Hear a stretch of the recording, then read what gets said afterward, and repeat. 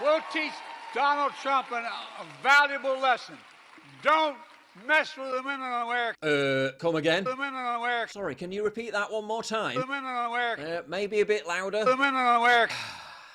Your guess is as good as mine. The women in America. The women in America. The women in America. The women in America. The women in America. The women in America. The women in America. The women in America. Don't mess with the women in America unless you want to get the benefit. And the trained SEALs perform on command. What are you even applauding? The rapid advance of early onset dementia? Somewhere in that garbled mess was the word women. Women in America. Which is the only trigger they need. Women, okay, but what about women? Nothing specific, just women. Women! Works every time, see? Women, women, women, women.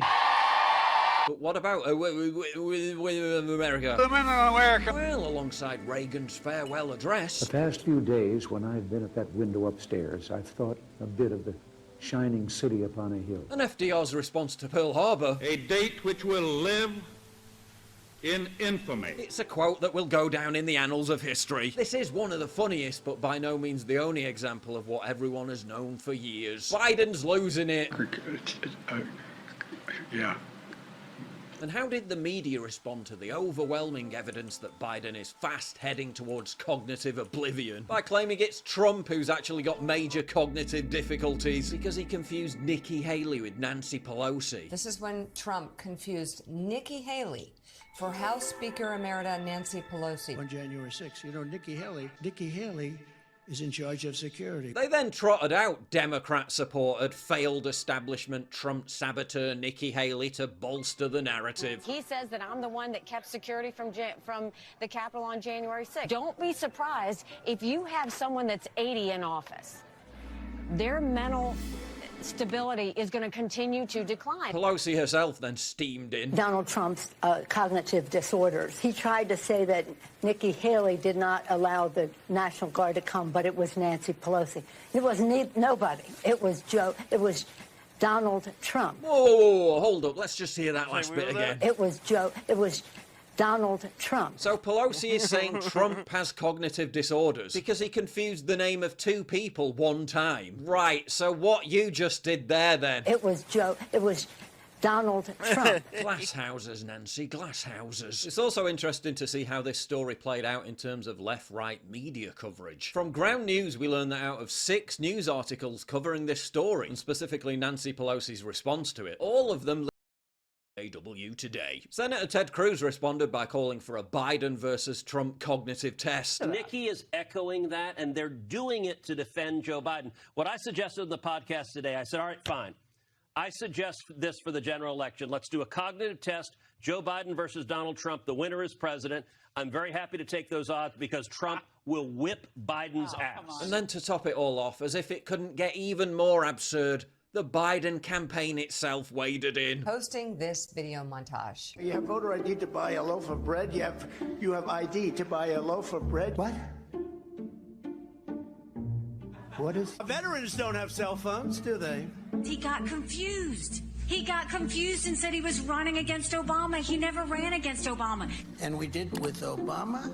We won an election that everyone said couldn't be won. Obama he doesn't want to talk about it. Well, you mean President Biden.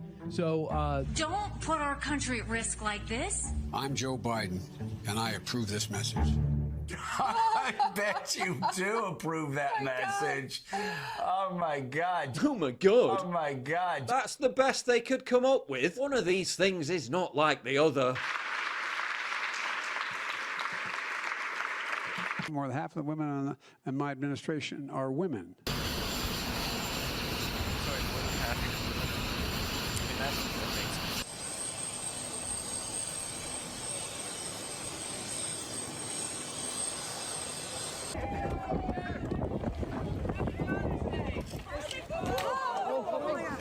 Are you concerned about the strength of the dollar right now?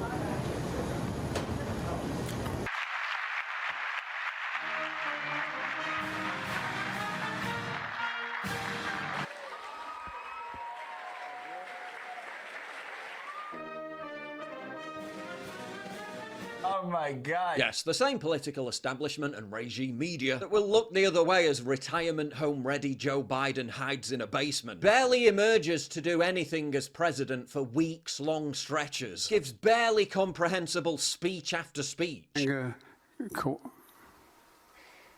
where he struggles to even say simple words like women and America, blunders around on stage, falls over, while constantly getting lost and having to be retrieved by his carer, will sit there with a straight face and tell you Trump's the one with cognitive disorders. Donald Trump's cognitive disorders. I bet you do approve that message. And then wonder why no one trusts them, why they're having to lay off nearly half their employees, and why in many cases they're now being shut down completely.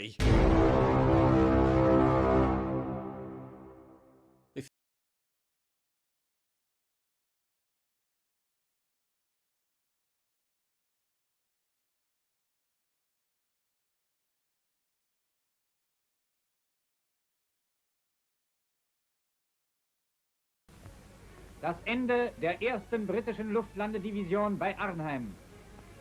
So begann die 10-Tage-Schlacht bei Arnhem, die, wie englische Stimmen eingestehen müssen, mit dem größten und wichtigsten taktischen Erfolg endete, den die Deutschen im Westen seit Invasionsbeginn erzielt haben.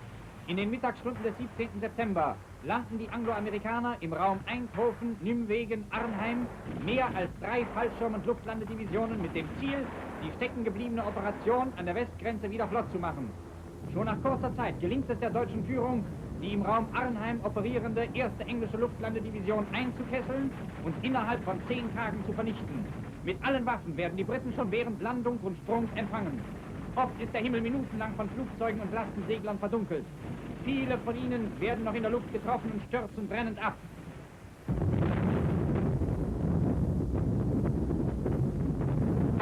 Hunderte von Fallschirmjägern ereilt der Tod, noch ehe sie den Boden berührt haben.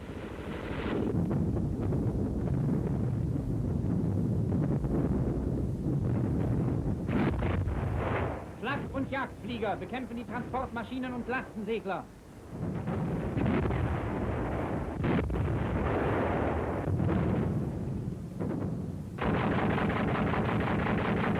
Flammen stechen aus dem Rumpf.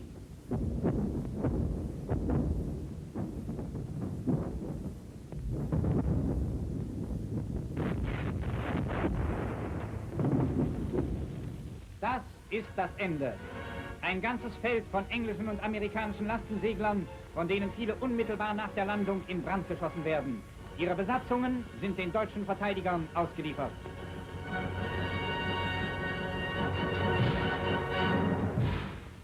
Mit aller Ruhe gehen unsere Grenadiere des Heeres und der Waffen-SS gegen den Massensturm aus dem Himmel an.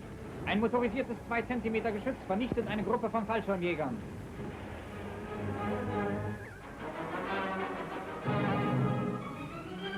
Sein Schicksal teilten Tausende.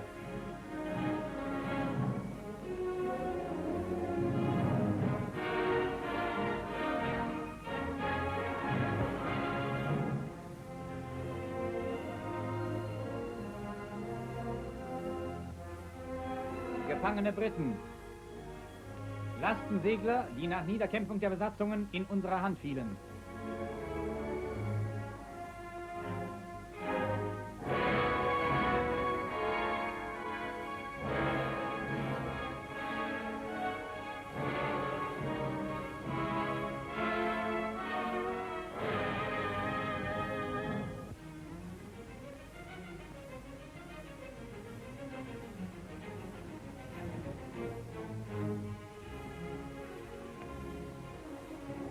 Deutsche Lanzer unterziehen den Proviant britischer Fallschirmjäger einer Untersuchung.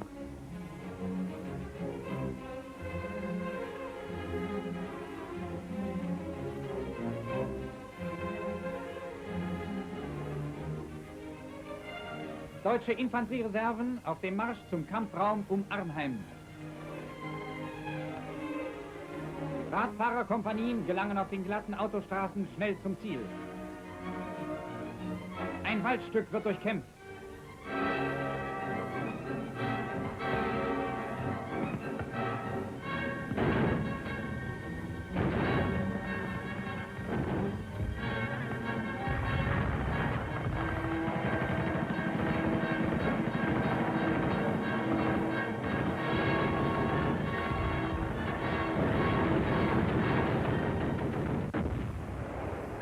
Immer neue Gruppen von Gefangenen werden von allen Seiten herangeführt.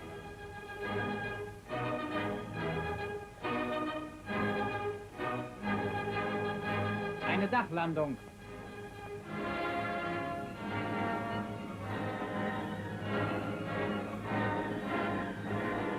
Hier wurden britische Fallschirmjäger mitten auf einen Bahndamm getragen.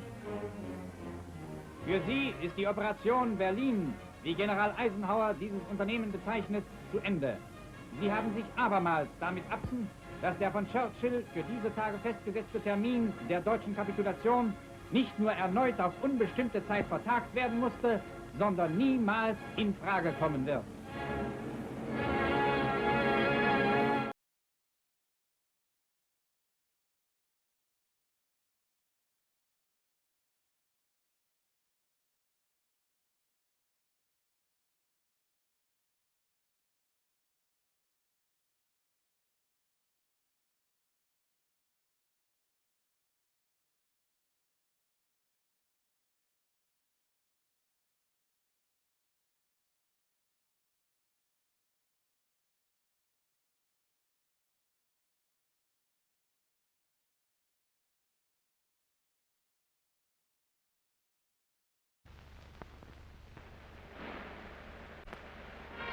Why would you spoil it for me? God, it's my favorite part of the movie. God, you fucking idiots.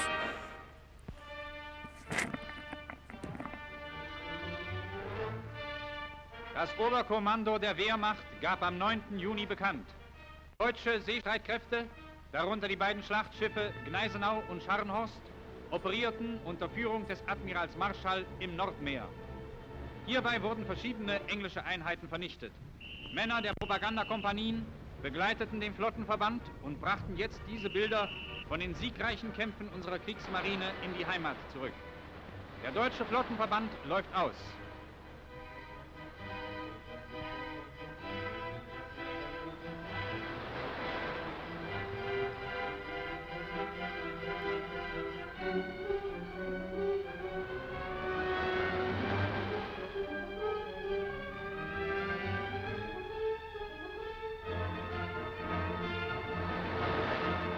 Die Schlachtschiffe Gneisenau und Scharnhorst folgen einander in Kiellinie. Mit 26.000 Tonnen sind sie zurzeit unsere stärksten Schiffe. Je 9 28 cm Geschütze auf Drillingstürme verteilt sind ihre wirkungsvollsten Waffen. Eine Treibmine wird durch Flakbeschuss unschädlich gemacht.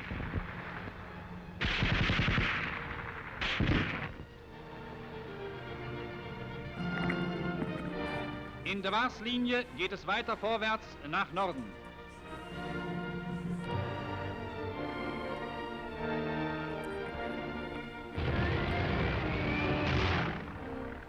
Aufklärer werden von den Schlachtschiffen katapultiert. Sie sind das Auge der Flotte über weiteste Räume. Durch Funkmeldung geben sie alle Beobachtungen bekannt, ehe sie noch von ihrem Unternehmen zurückkehren. Befehl an einen schweren Kreuzer. Entlassen für Sonderaufgabe.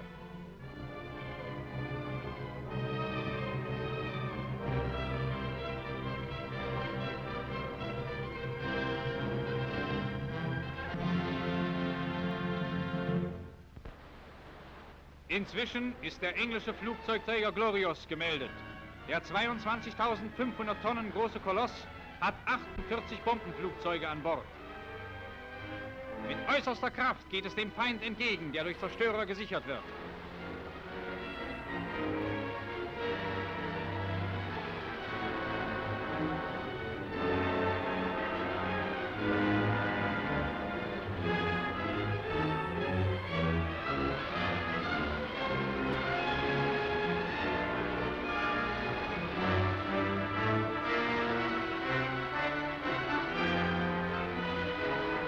Die wertvolle Beute ist erkannt. Unsere Schlachtschiffe eröffnen das Feuer auf die Glorious.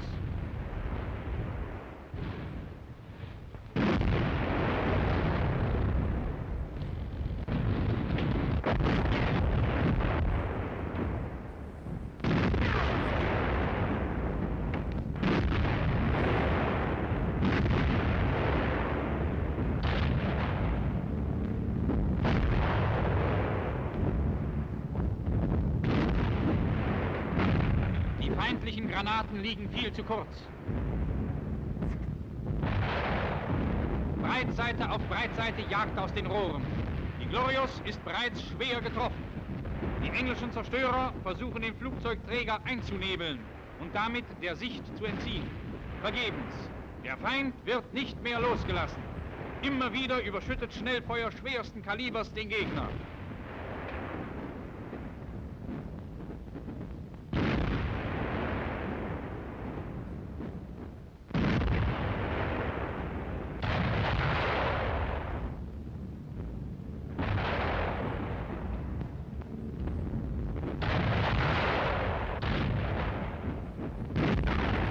Die Glorious steht in Flammen.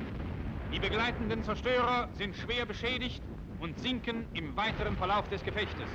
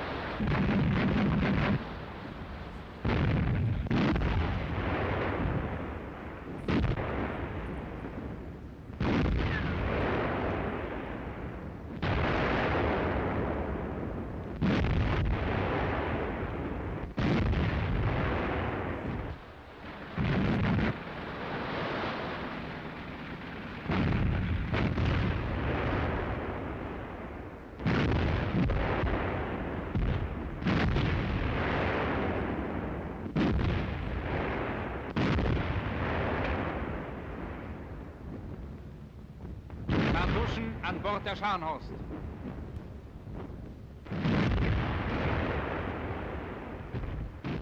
Es war ein heißer Kampf und der Gegner wehrte sich verzweifelt. Der Sieg aber war unser.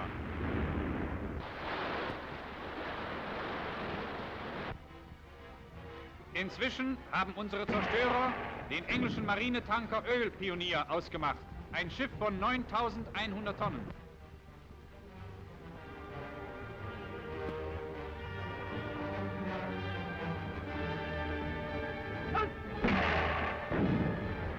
Ein kurzer Artilleriekampf leitet hier das Gefecht ein. Dann ein wohlgezielter Torpedoschuss und auch der Ölpionier ist erledigt. Die schiffbrüchige Besatzung wird von unseren Zerstörern an Bord genommen.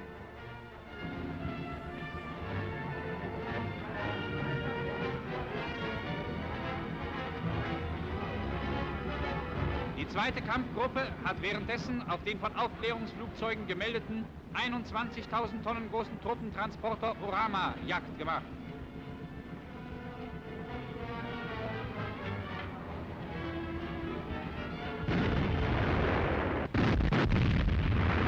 Ein paar Breitseiten genügen und das Schicksal des Schiffes ist besiegelt.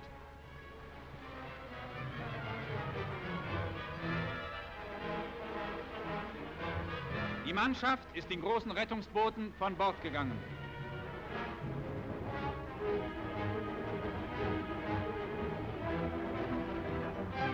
Brennend sinkt die Orama in die Tiefe.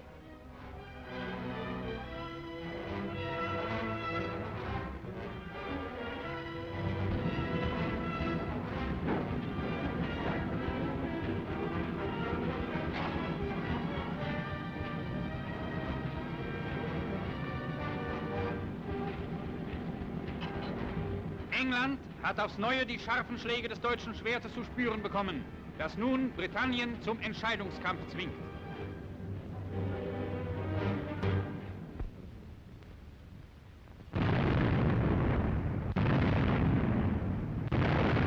Am Tage der Einnahme von Paris meldete der deutsche Wehrmachtbericht den Beginn des Frontalangriffes auf die Maginot-Linie am linken Flügel der deutschen Front. Im Morgengrauen dieses Tages wurde Frankreichs mächtigstes Verteidigungswerk, das für alle Zeiten ein unüberwindlicher Schutzwall gegen Deutschland sein sollte, mit einem gewaltigen Granathagel überschüttet. Fluggeschwader aller Art greifen in den Kampf ein.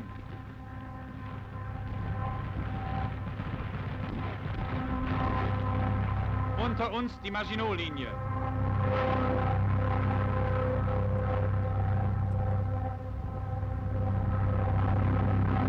Ein großes Werk wird bombardiert.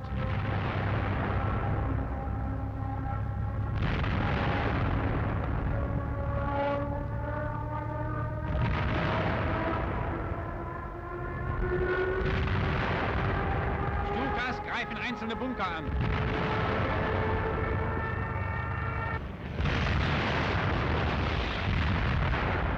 Volltreffer.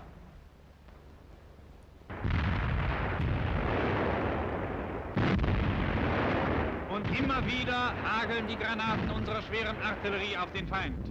Vor uns der Rhein.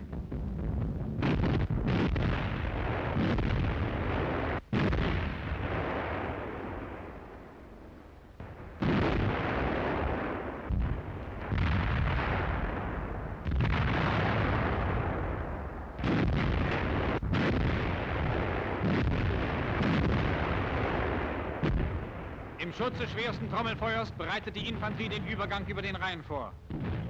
Der erste Floßsack geht hinüber. Mit eiserner Ruhe führen die deutschen Infanteristen ihre Aufgabe durch.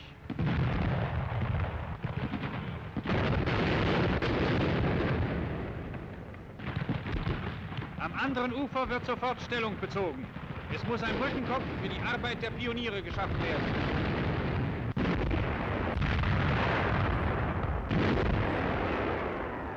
Ein schwerer Granatwerfer.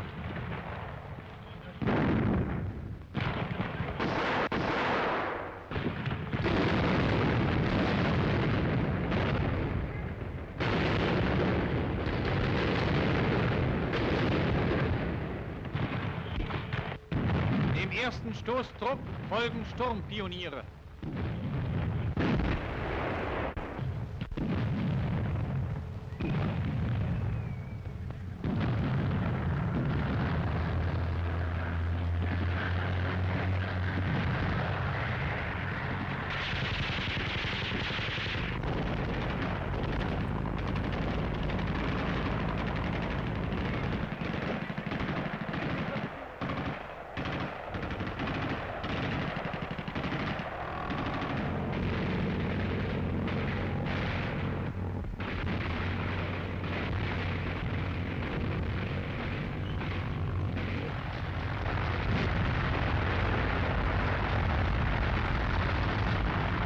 Pioniere sind heran. Mit ihren Flammenwerfern sollen sie die Panzerwerke ausräuchern.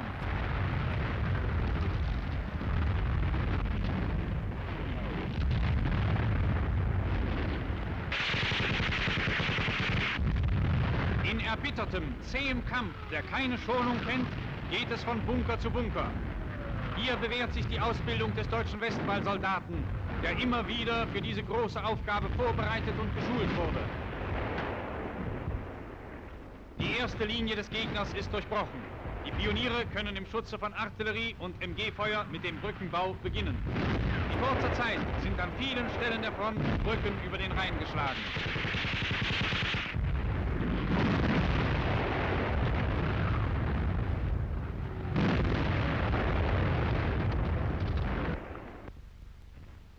Das waren die Bunker der Maginot-Linie hart am Rhein.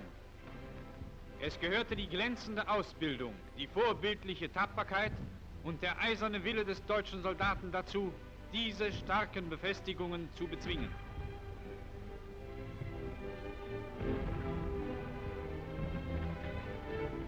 Schon rollen wieder Nachschub und Reserven über die Pontonbrücke. Feindliche Flieger sind gemeldet. Unsere Jäger brausen ihnen entgegen.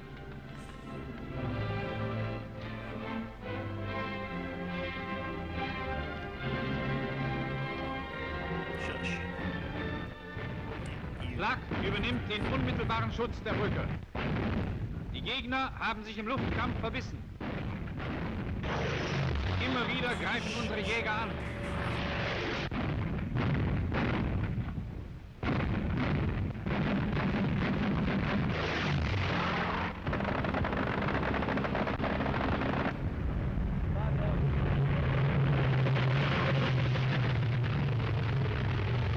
rechts oben, ein weißer Punkt. Ein feindliches Flugzeug ist getroffen und stürzt ab. Just go to bed. Shush.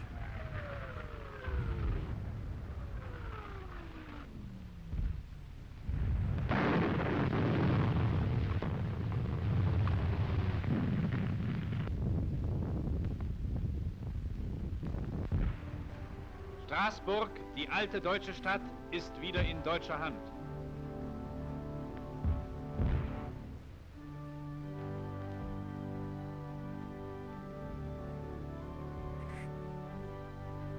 Die Reichskriegsflagge weht als Zeichen des Sieges auf dem Münster. Durch die Vorstädte hindurch rücken unsere Kolonnen immer weiter vor.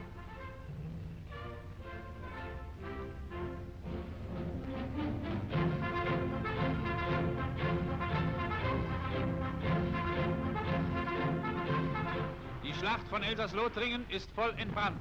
Harter Kampf in den östlichen Ausläufern der Vogesen. Es geht Colmar entgegen.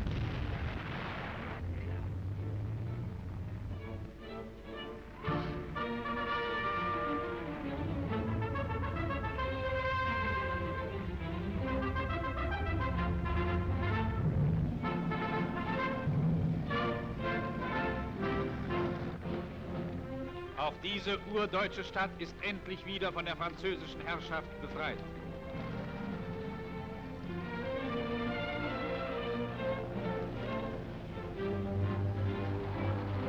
Überall ist die Front in Bewegung.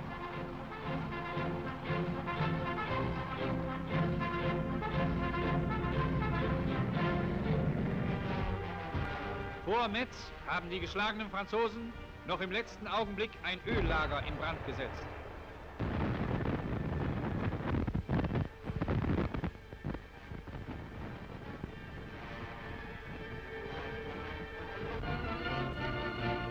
Da kommen sie aus ihrem Unterschlupf heraus.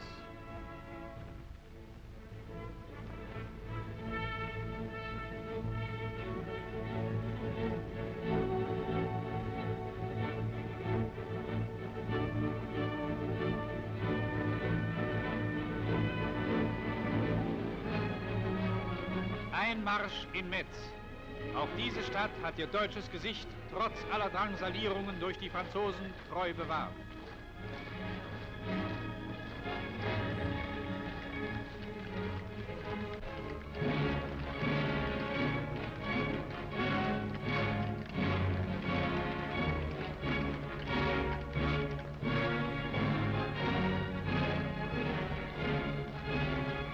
Immer wieder grüßen unvergängliche Werke deutscher Gotik auf unsere Soldaten herab.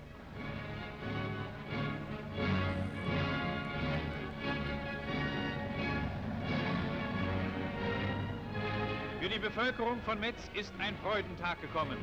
Eine neue, bessere Zeit bricht an. An der Nordfront nähern sich unsere Truppen der Festung Verdun, dem blutigsten Schlachtfeld des Weltkrieges.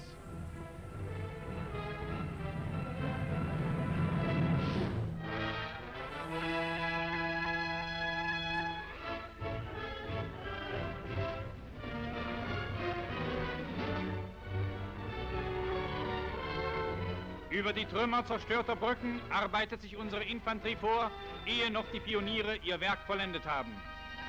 Jeder Hektar Land wurde hier von Stahl und Eisen umgepflügt.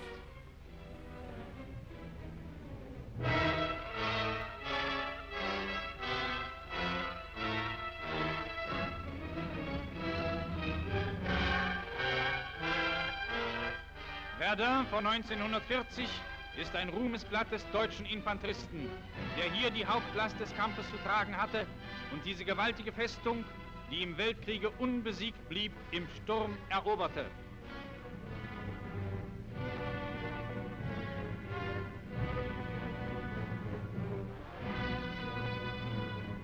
Der kommandierende General auf den Panzerwerken des Forts Mark.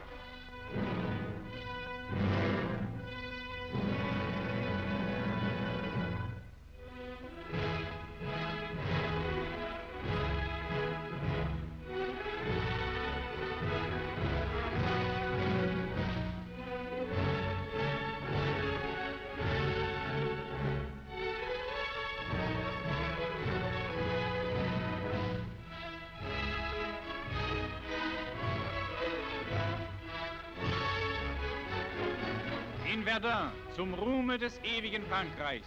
Heute strahlt der Ruhm des deutschen Frontsoldaten über Verdun.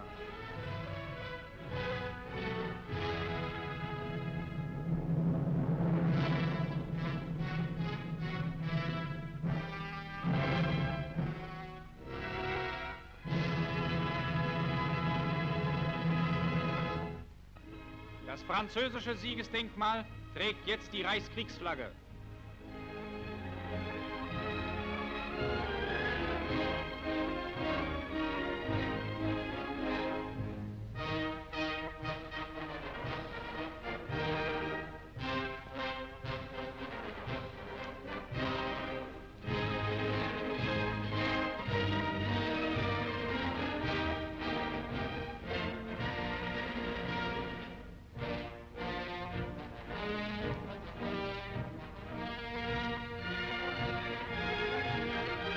General der Infanterie Busch nimmt den Vorbeimarsch ab. Die Straßen Verduns hallen vom Marschtritt der deutschen Kolonnen wider.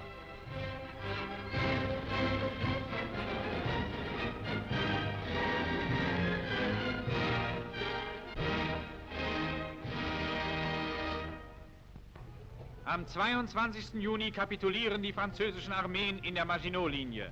Die große Schlacht in Elsass-Lothringen, in deren Mittelpunkt die Zerschlagung dieser starken Befestigungslinie stand, ist damit siegreich beendet.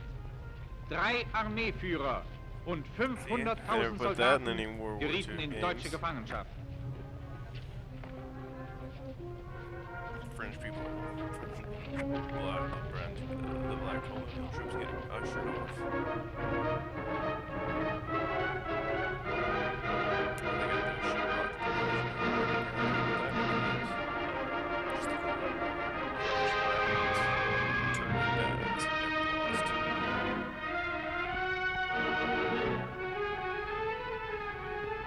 Auch hier wieder die Kulturträger der Grande Nation. Diese fremdrassigen Hilfsvölker rief Frankreich zur Schande Europas ins Land und feierte sie als seine schwarzen Brüder.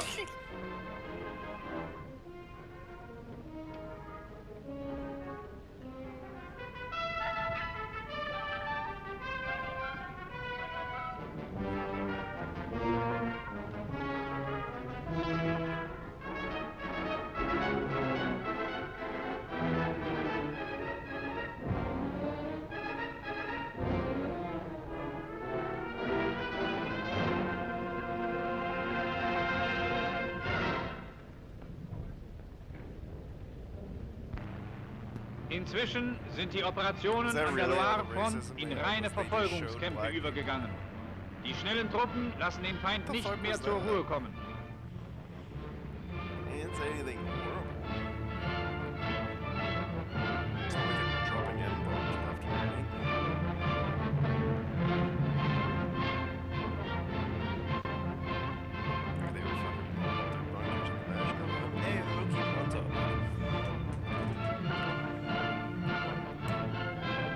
Eine Panzerkampfwagenabteilung sammelt sich zu neuem Einsatz.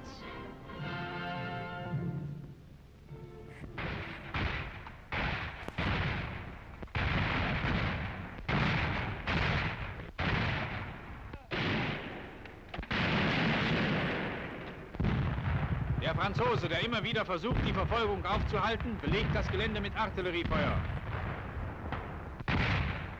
Meldung an die Artillerie. Das Feuer wird erwidert.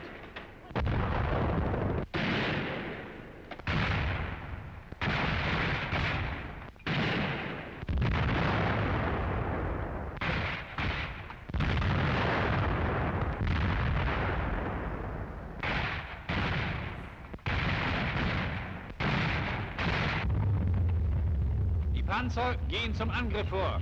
Das feindliche Widerstandsnest muss ausgeräuchert werden.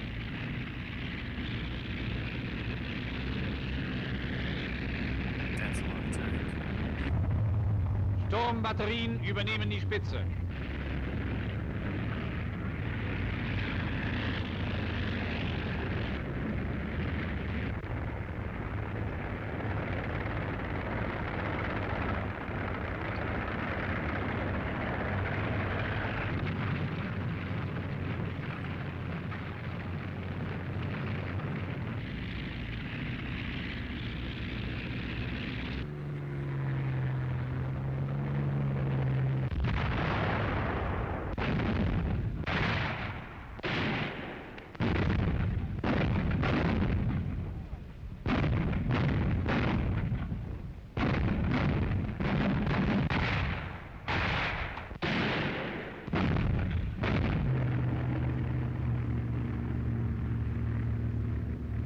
Der feindliche Widerstand ist in zähem Kampf schnell gebrochen.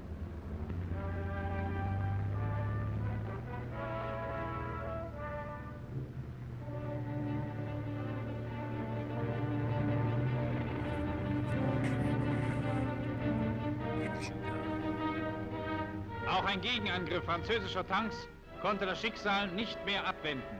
Er brach im Feuer unserer Sturmbatterien zusammen. Verwundet liegt die Mannschaft an ihrem zerschossenen Tank.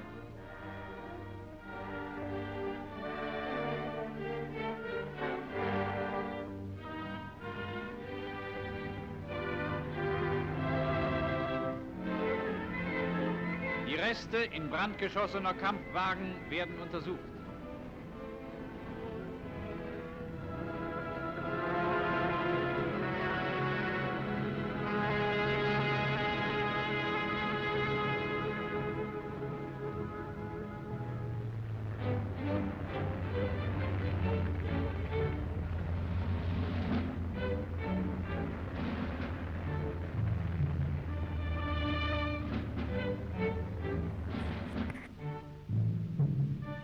Auch dieses Gefecht ist siegreich beendet.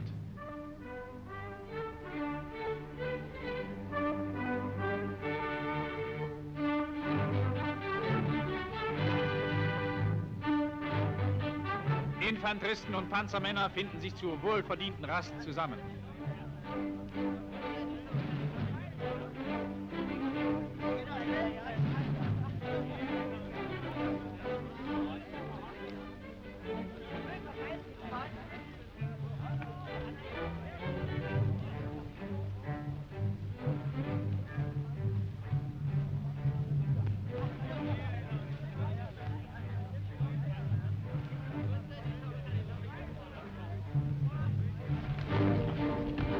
Den schnellen Truppen dicht auf folgt in langen Kolonnen das Gros der Infanterie, die immer wieder bewundernswerte Marschleistungen vollbrachte.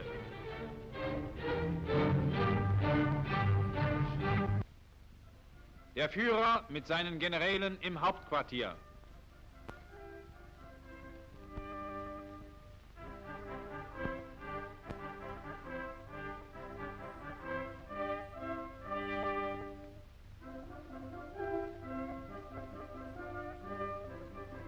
Links vom Führer Generalmajor Jodl, rechts Generaloberst von Brauchitsch, im Vordergrund Generaloberst Keitel.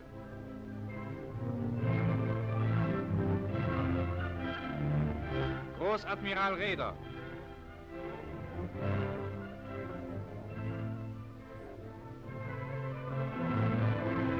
Im Garten des großen Hauptquartiers.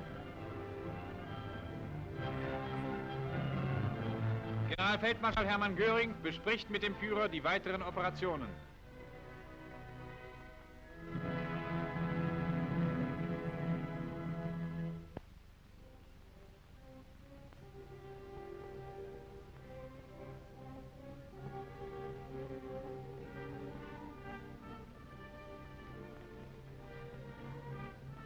Der Führer im Kreise seiner Mitarbeiter.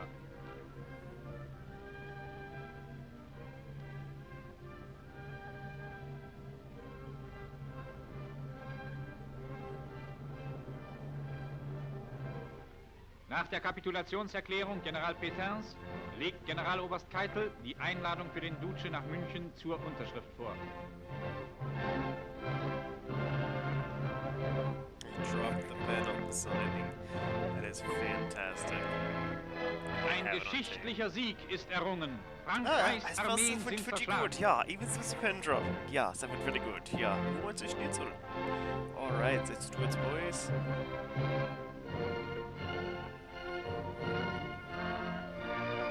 Is he getting what's going to no, the pen? You didn't see the pen, right? No, mein Führer, I did not see you the pen. Der erste Gruß an diesem glorreichen Tage gilt den Verwundeten, die ihr Blut für diesen herrlichen Sieg gaben, der überall an der Front wie in der Heimat unbeschreibliche Begeisterung auslöst. Aus dem Führerhauptquartier eine Meldung von geschichtlicher Bedeutung. Der Ministerpräsident der neu gebildeten französischen Regierung, Marschall Pétain, hat in einer Rundfunkansprache an das französische Volk erklärt, dass Frankreich nunmehr die Waffen niederlegen müsse. Der Führer will den königlich italienischen Ministerpräsidenten Benito Mussolini zu einer Aussprache treffen, in der die Haltung der beiden Staaten überprüft werden soll. Der Führer auf der Fahrt nach München. Überall jubelt ihm ein dankbares Volk entgegen.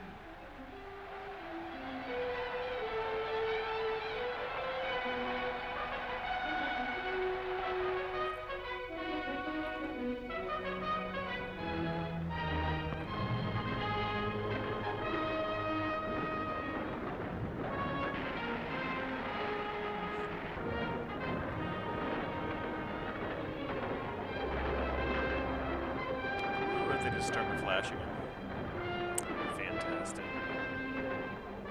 München ist erreicht. München ist erreicht.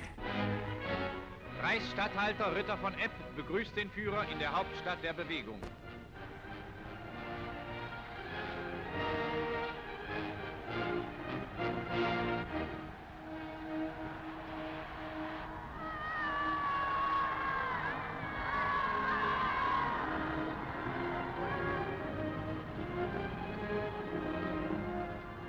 Wenig später trifft der Duce ein.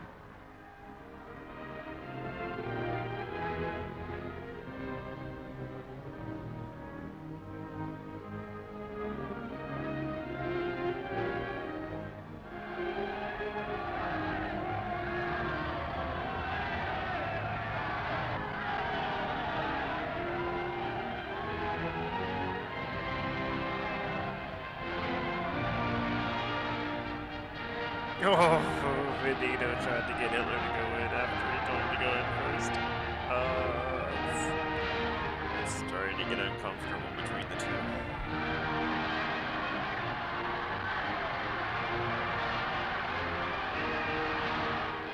Auf der Fahrt zum Führerbau.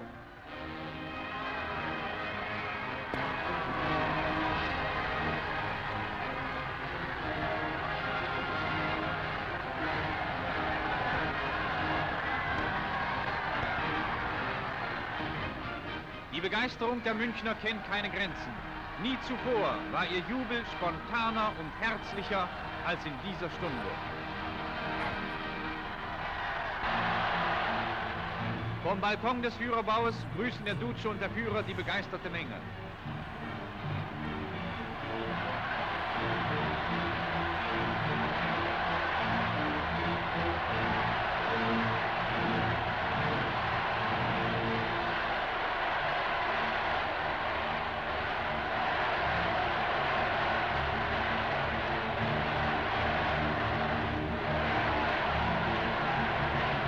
Didn't even say anything.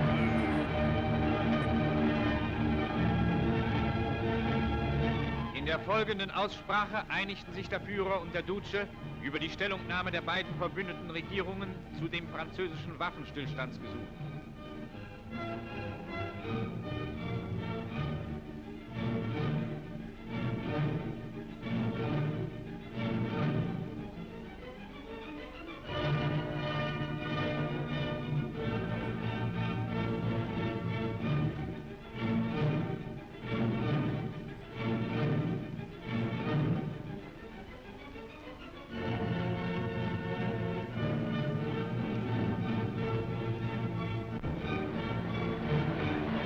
Noch am selben Abend dieses historischen Tages begaben sich der Führer und der Duce von München wieder in ihre Hauptquartiere zurück.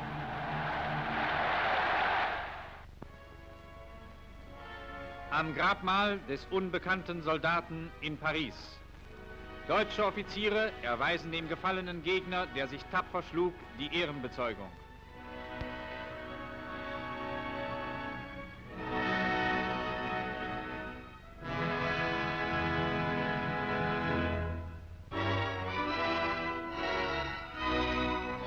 Generalleutnant von Briesen, der im Polenfeldzug schwer verwundet wurde und nach seiner Genesung die Führung seiner Division wieder übernahm, zeichnet vor dem Arc de Triomphe die tapfersten Kämpfer seiner Regimenter mit dem Eisernen Kreuz erster Klasse aus.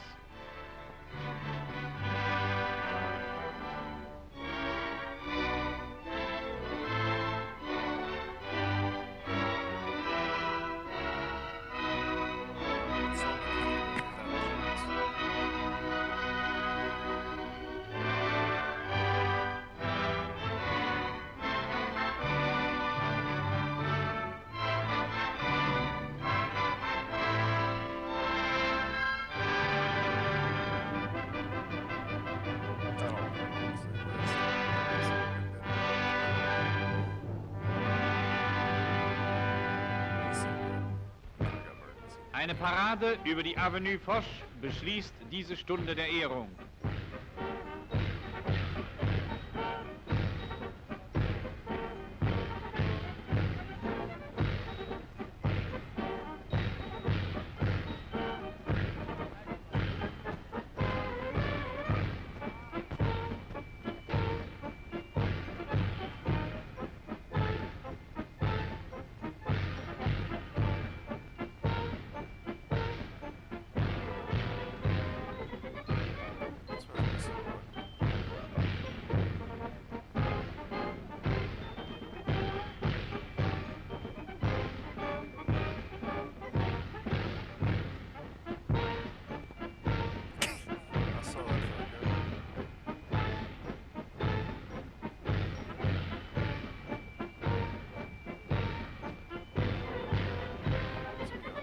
Führer und Truppe sind eng miteinander verbunden. Sie bilden eine einzige große Kameradschaft, die sich im Kampf und Sieg immer wieder aufs Neue bewährt.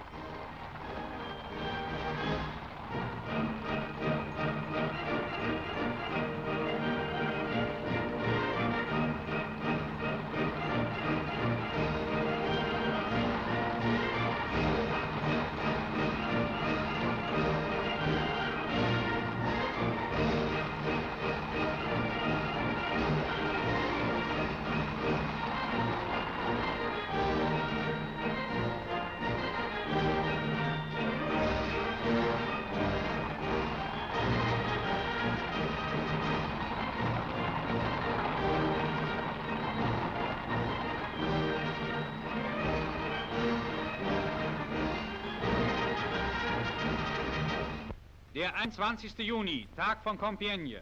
Das Denkmal gallischen Hochmuts wird mit der Reichskriegsflagge bedeckt. Die Ehrenkompanie marschiert auf. In der Mitte des Platzes der Wagen des Marschall Foch, in dem die Verhandlungen vom 11. November 1918 stattfanden. Hier sollen nun auch die Waffenstillstandsverhandlungen vom Juni 1940 wieder stattfinden.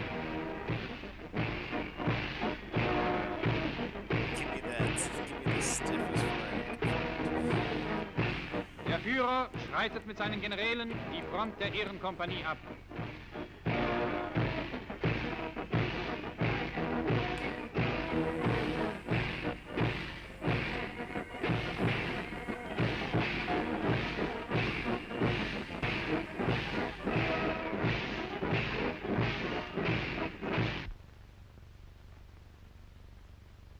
Vor dem Foch-Denkmal.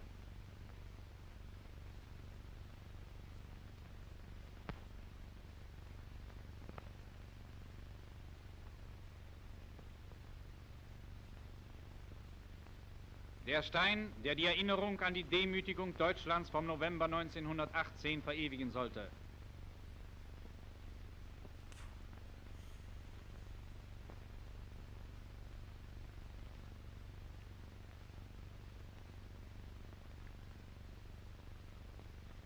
Der Führer begibt sich in den Verhandlungswagen.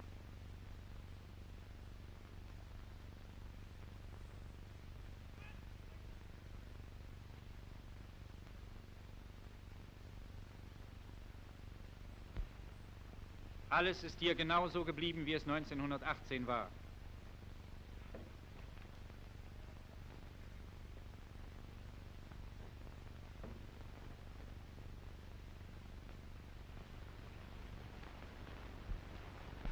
Die französische Delegation erscheint. An ihrer Spitze General Hunziger. Nothing but silence. You get nothing.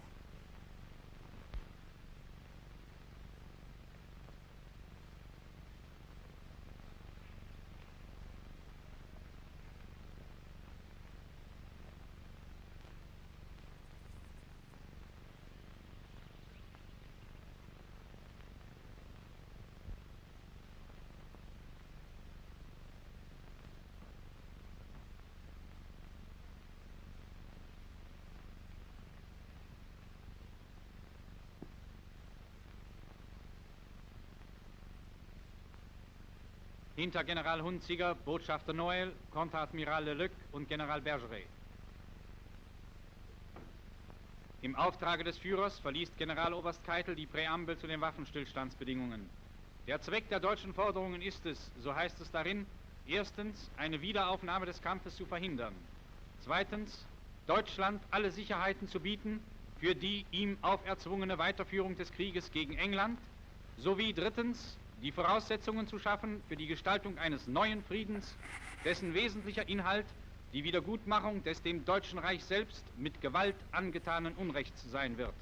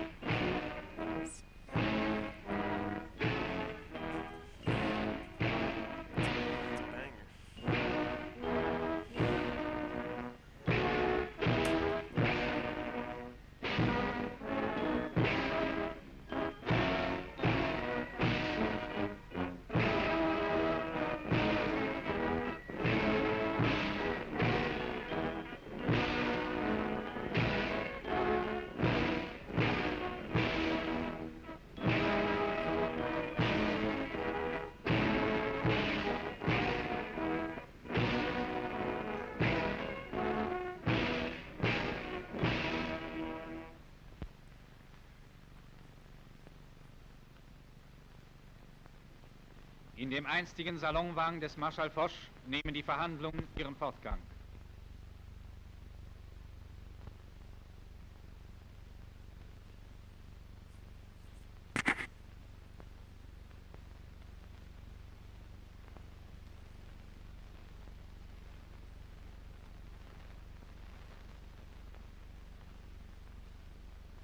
Nachdem die französische Delegation die Waffenstillstandsbedingungen zur Kenntnis genommen hat, begibt sie sich in das Zelt, um sich mit ihrer Regierung in Bordeaux in Verbindung zu setzen und deren Zustimmung einzuholen.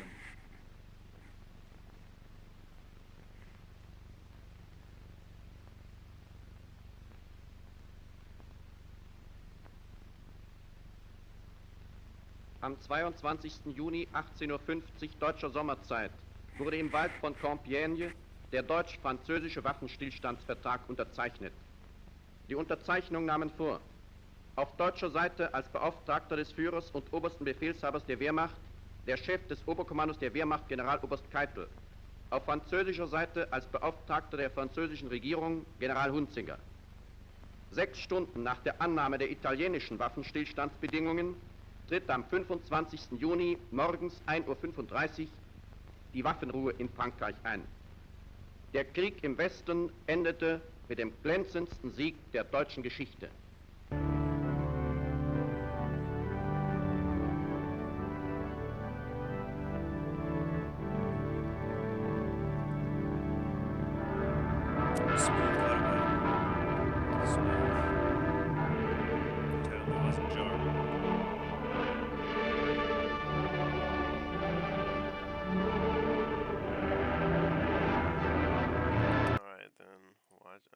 Let's compare that to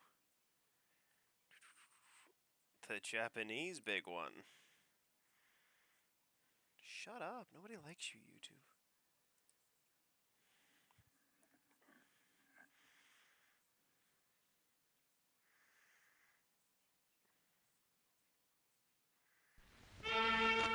This is gonna be rough. I can already feel it. They're so happy.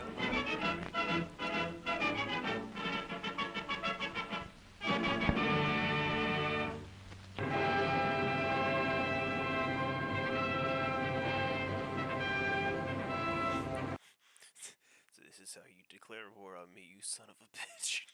By stabbing me in the back.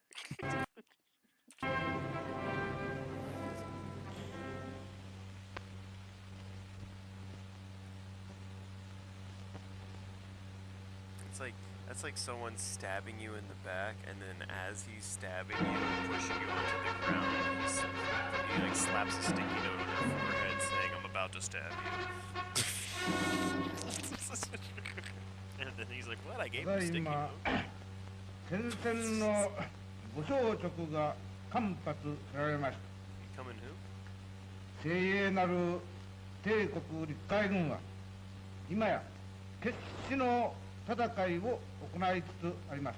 Kiss your mode with that move? 東亜全局の平和はこれを念願する帝国のあらゆる努力にもかかわらずついに決裂のやむなきに至ったのであります。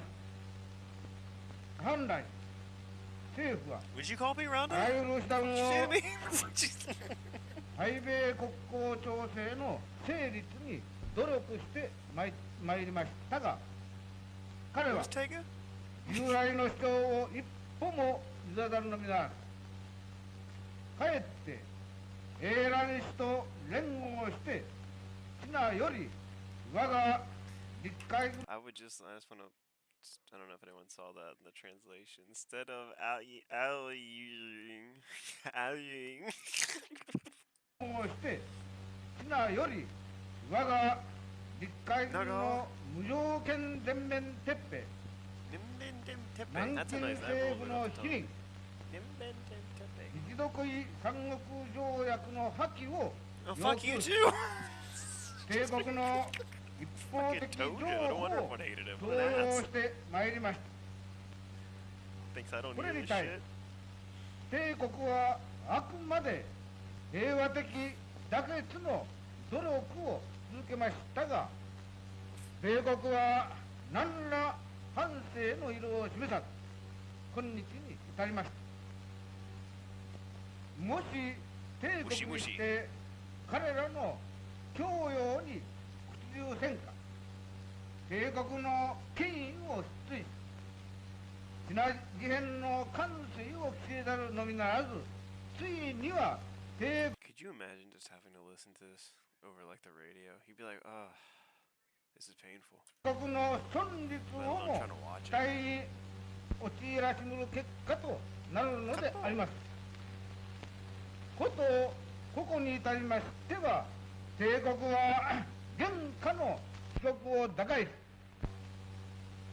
自尊自衛を全うするため断固として立ち上がるのやむなきに至ったのであります。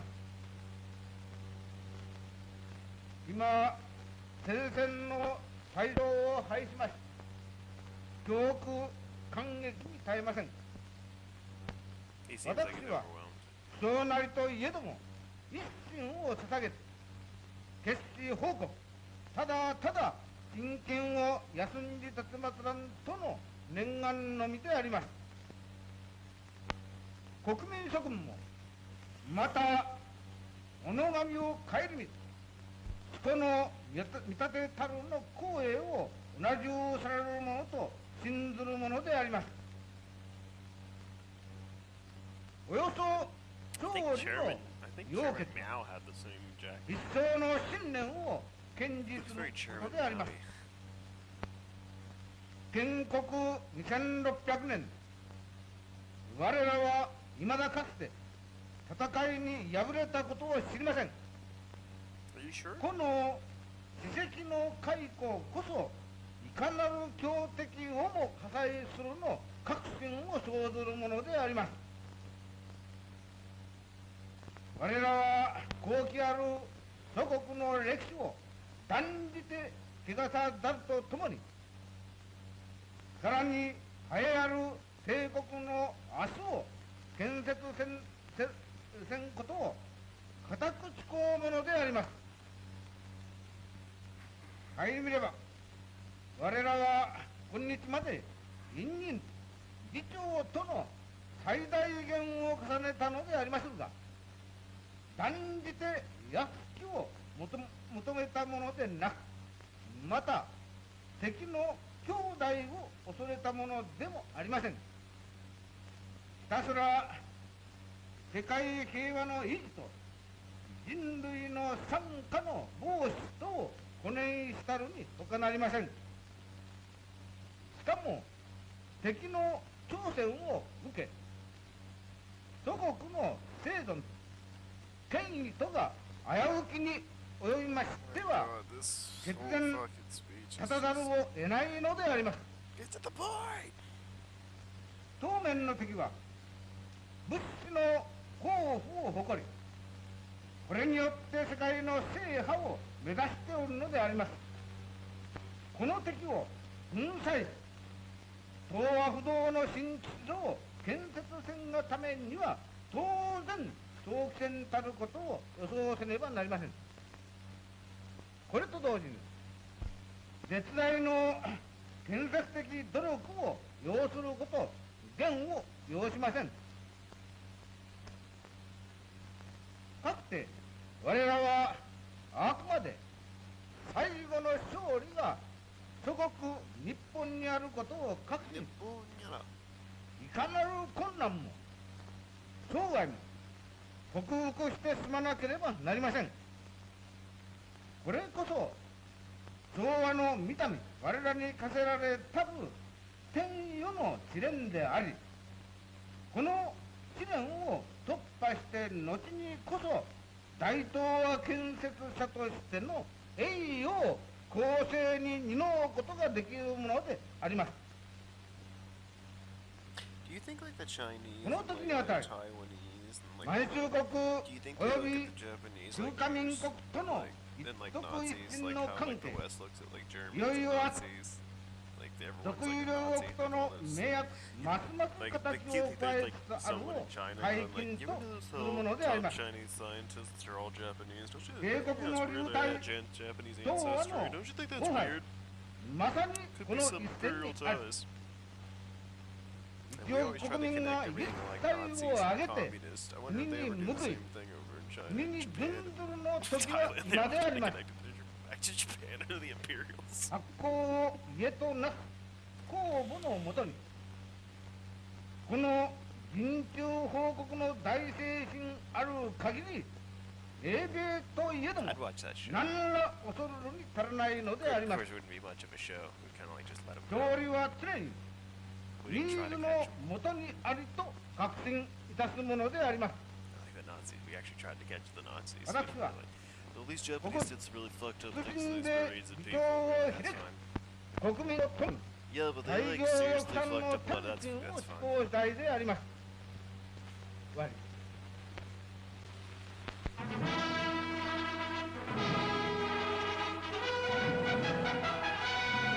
I almost think we said it was kind of like it's fine because we had concentration or like internment camps of like Japanese, and so we were just kind of like, no, it's cool. Yeah, but they kind of like fucked up a lot of people. Yeah, no, it's actually fine. It's cool. Why are you being so chill about this? Don't worry about it. It's cool. Everything's fine. What did you do, America? Nothing. We didn't do anything. 世界制覇と東亜混乱の方策を協議した。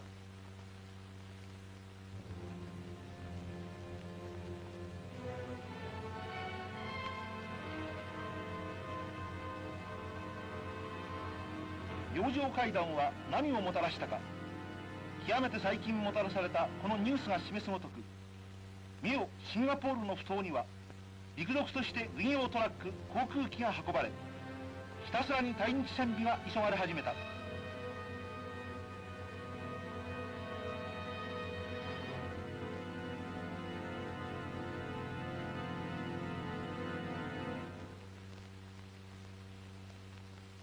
東亜のジブラルタと頼むこの軍事拠点には豪州兵インド兵が送り込まれ、小政権の軍事代表も参加して日本を威嚇するかのごとく、さらにまた来院を思想して対日包囲陣を作り上げ、出陣を脅威し大国に迫る。敵性ここに極まり、米英の謀略非を追うて加わる。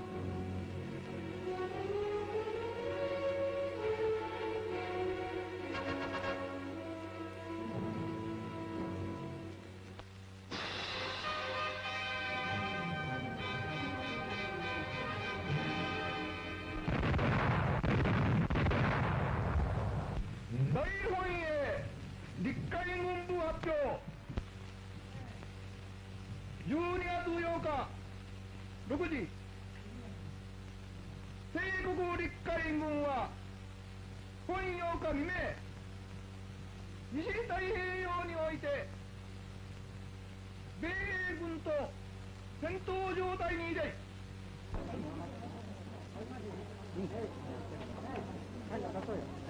ために大西洋において米海軍と米英海軍と戦闘状態に入れる。歴史的大発表は新聞通信社を通じて世界の隅々にまで電撃的に行き渡った。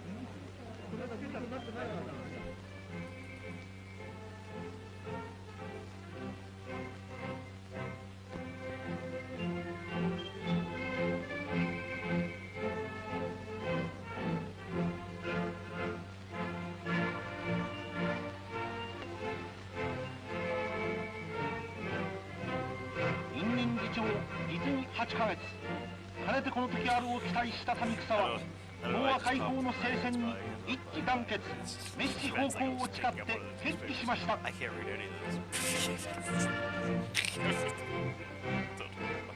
この朝イギリスアメリカ大使館の車が慌ただしく外務省の玄関に乗り付けられ、続いて独自の数軸国指針が吸い込まれていきました。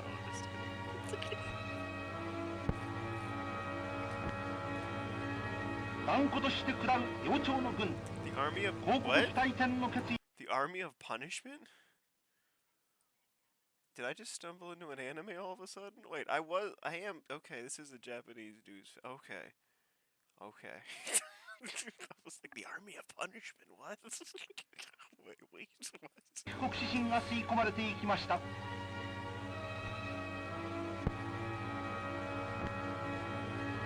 断固として下る幼鳥の軍。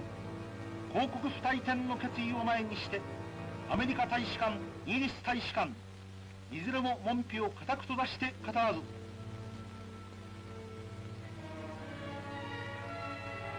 折から東京では大西洋産会中央協力会議開催され、東条総裁は立って鉄石の決意を伝う。帝国の流体はまさにこの一線にかかっておるのであります。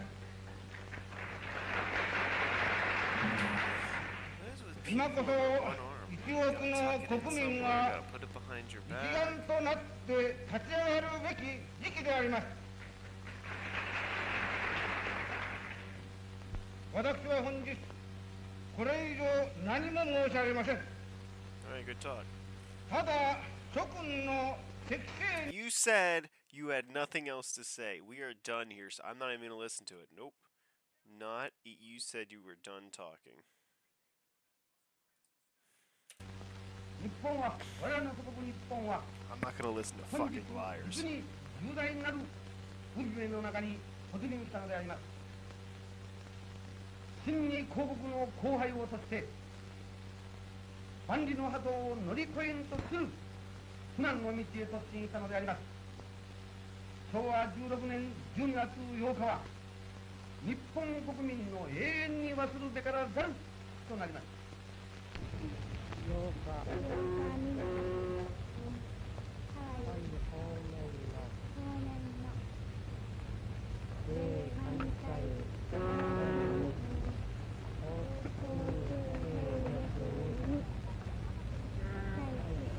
Oh no, we bombed America. That's not so good. We probably should have done that. It's not a Japanese accent. That's from home movies. It's weird Frank Reynolds Wells Reynolds does his weird accent. And I don't know where he's from. 本8日未明、ハワイ方面の米国艦隊並びに航空兵力に対し決死的空襲を敢行せり。 You calling me sticky? 2、帝国海軍 Japanese は got some weird insults, 本 bro. 8日未明、上海においてイギリス砲艦ペトレールを撃沈せり、アメリカ砲艦米機は同時刻我に降伏せり、反帝国海軍は本8日未明、シンガポールを爆撃し、大なる戦果を収めたり、4、帝国海軍は本8日早朝、ダボー、米機、ガムの敵軍事施設を爆撃せり。大本営日韓軍部発表。12月8日11時50分。我が軍は実会緊密なる共同のもとに今8日早朝マライ半島方面の奇襲上陸作戦を敢行し着々戦果を確定中なりすなわち8日未明間髪を入れず行動を開始した我が陸海軍は前進上海の英米勢力を抑え香港、マニラ、シンガポール、ウェーク、ミッドウェーの要衝を襲いハワイに致命的打撃を与えました。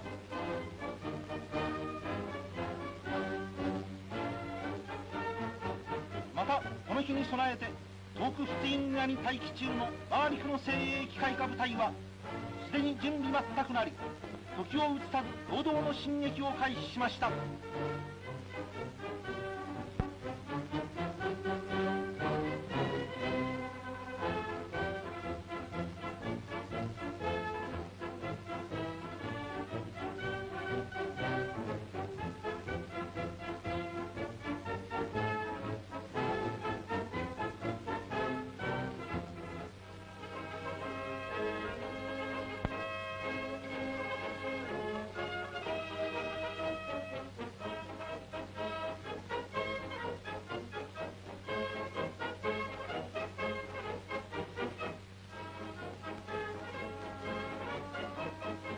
国民諸君、奮起せよ。東亜の流体はこの一線にあり、我ら民一億、光栄の歴史を胸に刻み、旧敵撃滅の征途に上る。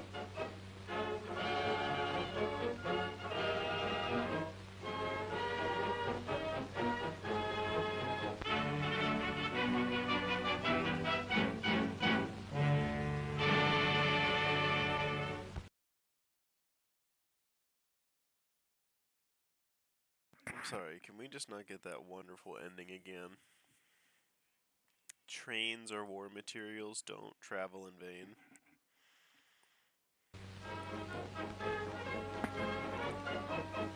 国民諸君、奮起せよ。東亜の流体はこの一線にあり、我ら民一億、光栄の歴史を胸に刻み、旧敵撃滅の征途に上る。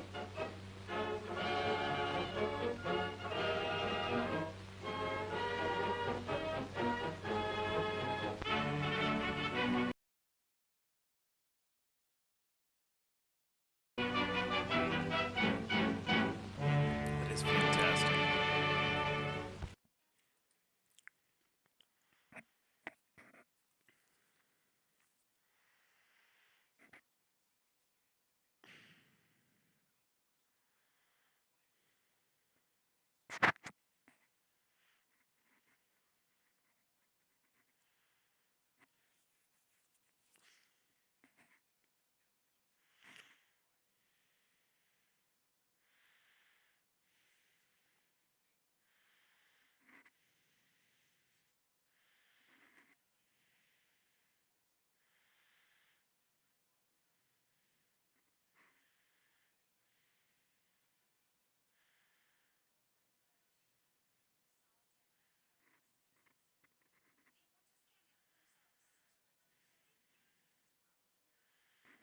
Oh, I did not know that.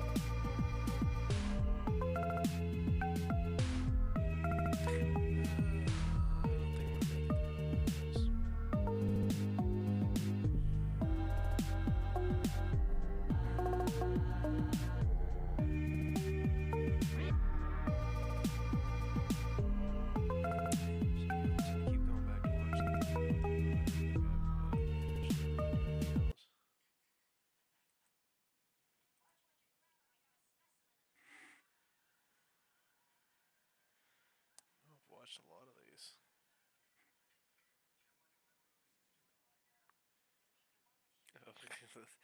It's always weird. They always start with the last and the good ones, and they start coming out with the better ones.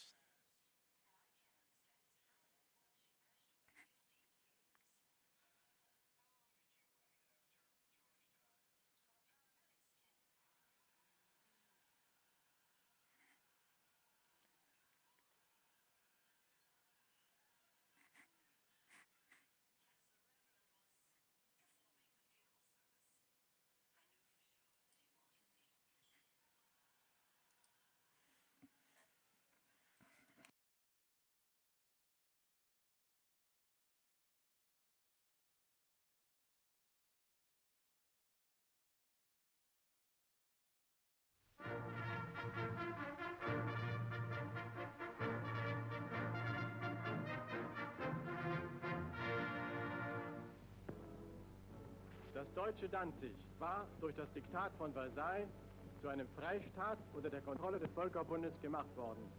Abgeschnitten vom deutschen Mutterland wurde es das Ziel der polnischen Eroberungsgelüste. Die Drohungen Polens wurden unter dem Schutz des englischen Garantieversprechens immer unerträglicher, sodass die wehrfähigen Männer Danzig die Grenzen ihres Heimatlandes mit der Waffe in der Hand gegen einen polnischen Zugriff schützen mussten.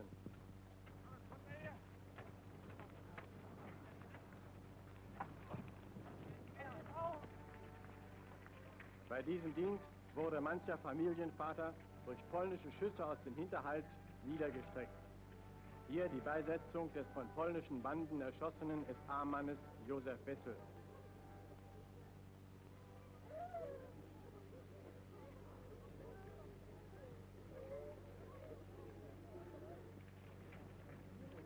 Noch schlimmer tobte der polnische Terror gegen die wehrlosen Volksdeutschen, die das Versailler Diktat gegen ihren Willen zu polnischen Staatsbürgern gemacht hatte. Zu Tausenden flüchteten sie vor den polnischen Mordbanden auf reichsdeutsches Gebiet.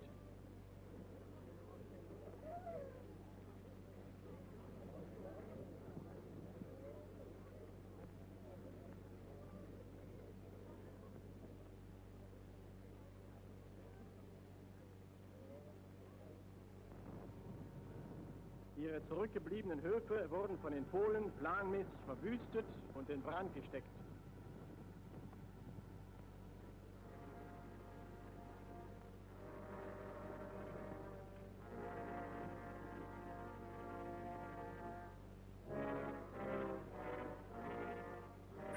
Goddamn Poles.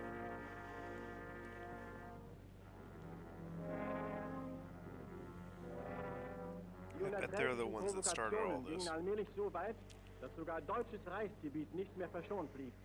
Nach dem Handstreich auf den Sender Gleiwitz beschossen die Polen sogar die offene Stadt Beuthen mit Artilleriefeuer.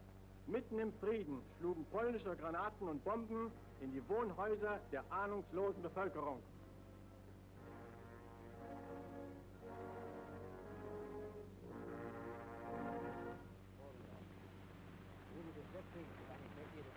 Aus dem Schlafe gedeckt. Es sprang alles drei zugleich, Frau und der Sohn aus dem Bett. Und ich eilte nach der Tür. Ich schaute nach den Fliegern, da entfernten sie sich in Richtung der polnischen Grenze. Es mochten 5 oder 6 Stück gewesen sein. Was die angerichtet haben, das sehen Sie am Hause.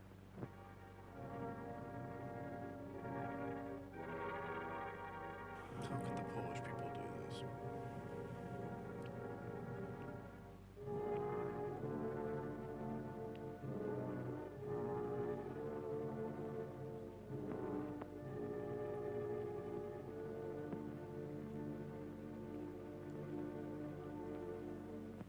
Diese offensichtlichen Friedensbrüche wurden von den englischen Heuchlern als eine besonnene und disziplinierte Haltung bezeichnet. Sie wollten ihren polnischen Bundesgenossen den Rücken stärken, um Deutschland auf jeden Fall herauszufordern und im Interesse der englischen Weltmacht jetzt auf Kosten anderer Völker einen zweiten Weltkrieg entfesseln. Sie heuchelten vor aller Welt ihre Bereitschaft, deutsche Schicksalsfragen auf dem Verhandlungswege lösen zu wollen. 20 Jahre lang hatte England alle friedlichen Vermittlungsvorschläge abgelehnt. Jetzt, im Zeichen schwerster polnischer Bedrohung, erklärte Danzig am 1. September seine Unabhängigkeit. Der Völkerbundskommissar Professor Burkhardt verließ sein Amtsgebäude.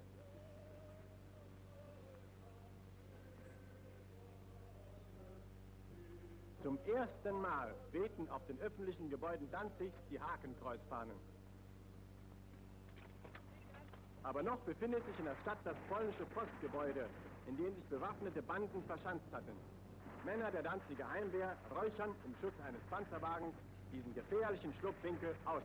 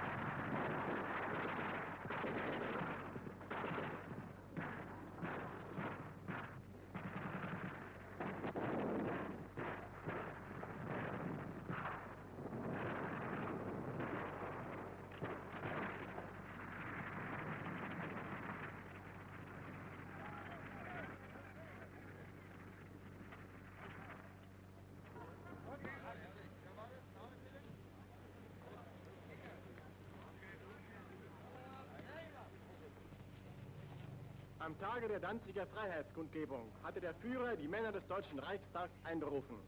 Vor aller Welt verkündete er, dass er 2 Tage vergeblich auf einen polnischen Unterhändler zur Besprechung der deutschen Vermittlungsvorschläge gewartet habe und nun deutsche Kanonen auf alle polnischen Angriffe antworten würden. Zur gleichen Zeit zogen die ersten deutschen Truppen in das befreite Danzig ein.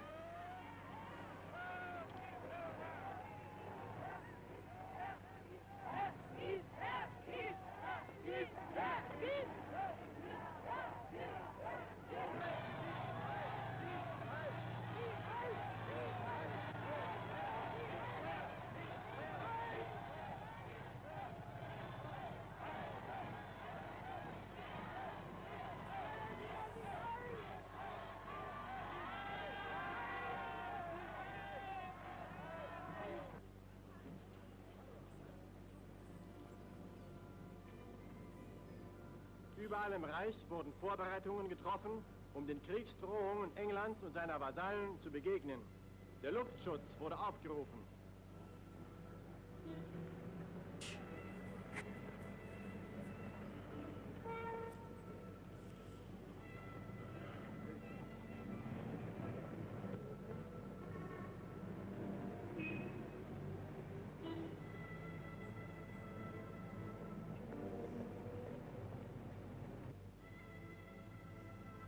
Die Hitlerjugend bei der Arbeit, um die Skulpturen des berühmten Pergamonaltars gegen Luftangriffe zu schützen.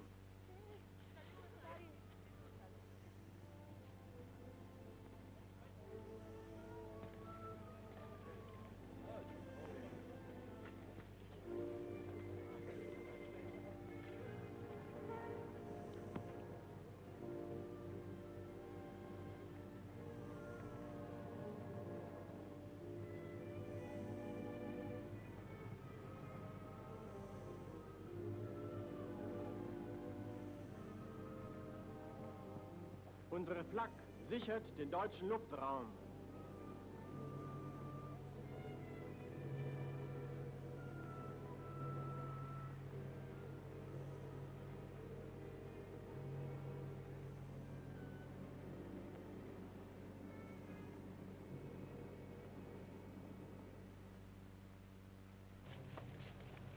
Die Reservejahrgänge wurden zu den Fahnen gerufen.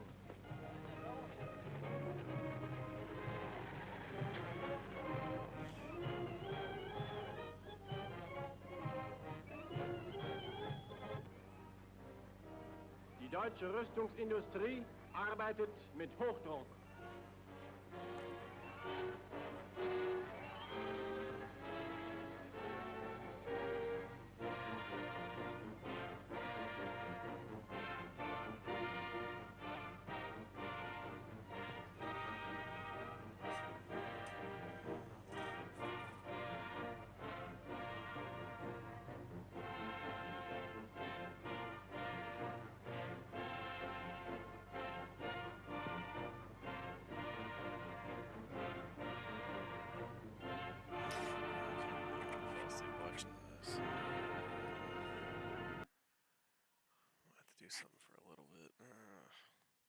to stay up a little bit longer. I gotta put something on while I play something.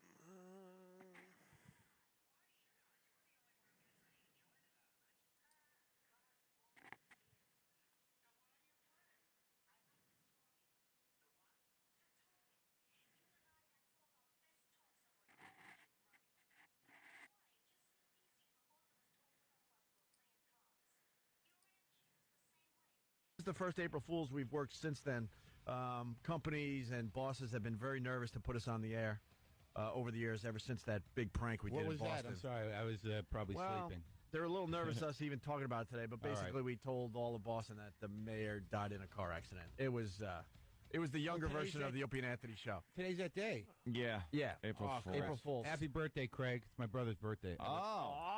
I better call him. Thank God you reminded So, me. speaking of that, I bring it to everyone's attention because stupid WE.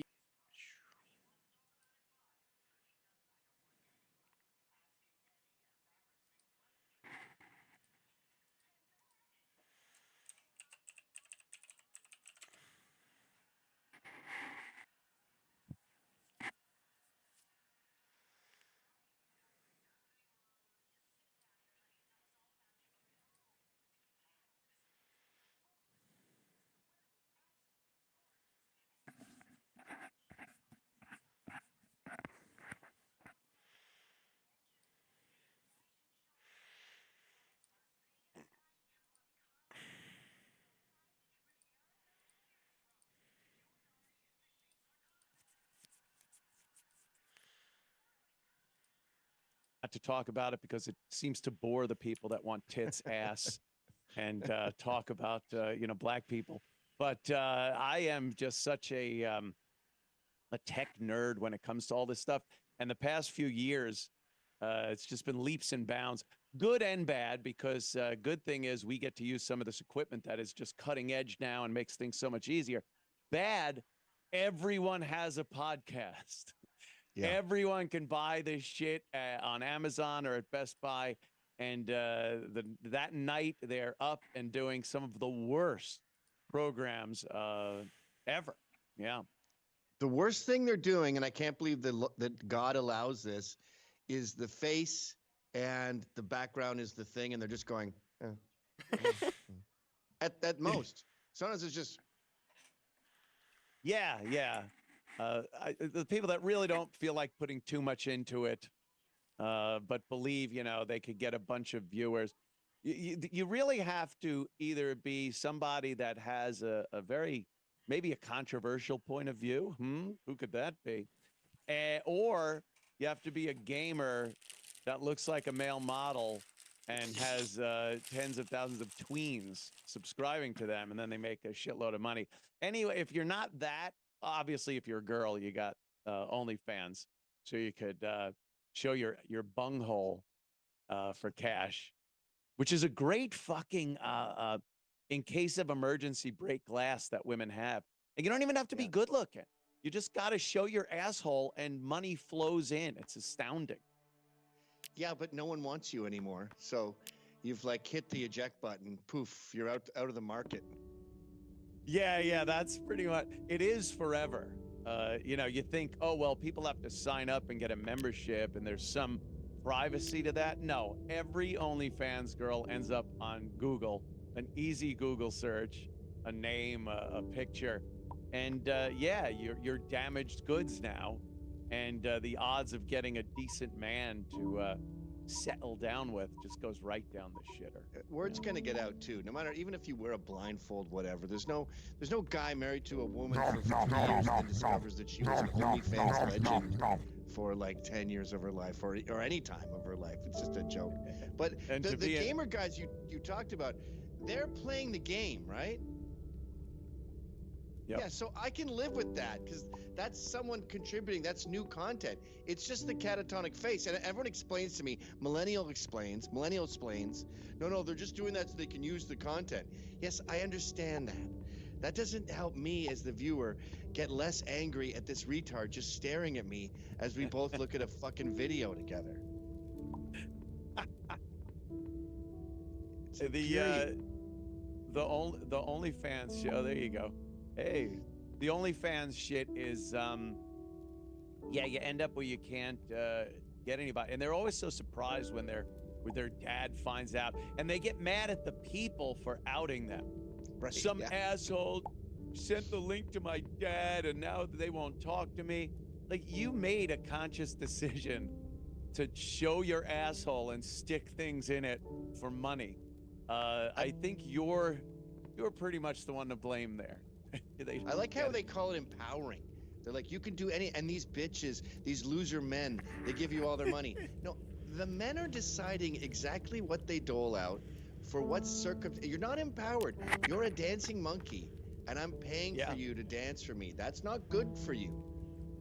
It is the most unempowering and most degrading thing that, I mean, there are obviously more degrading things, making shit videos for $10 in Colombia, but this opened up degradation to so many women that never would have gone that route. You know, I think it made it very easy for a woman to decide, well, I need a few bucks, or I'm gonna, you know, try to get my my web exposure up by getting naked, by doing some sexual shit. And, you know, most of these women, if you ask them, would you ever become a prostitute? They'd be like, no, what are you kidding? That's degrading. This is empowering. No, it's the same fucking thing. You're selling yourself. You're a whore. You're a prostitute. Whore. Yeah, you're a prostitute. I saw that brown porn star, that what is she, Pakistani, the Canadian one, Mia Khalifa or whatever, and she's doing, the women go like this now all the time, and she's going, men are so easy. You have no idea how easy they are. I can get any man I want. And you're like, to fuck your face and then leave the next day. That's not, you're not getting them, they're getting you.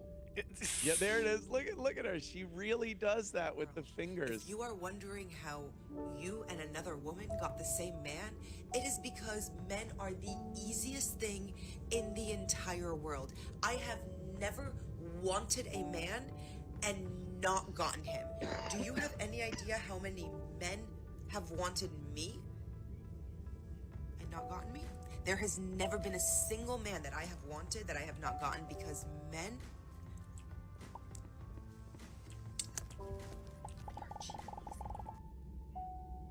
She doesn't get it. She just doesn't understand. I can't hear Gavin now. She just doesn't understand that, yeah, she could get any man. Men want to fuck you. They want to fuck you. They don't want to marry and have kids with you, or raise a family, take you to Christmas dinner over at his parents' house. Of course they want you. You're a pretty girl. They want to fuck you. But as far as you being able to get any guy, well, that's any guy that you're exposed to that wants to fuck you. There are plenty of guys that wouldn't have you because you're a whore. Can you hear me now? Yeah. Check. You can?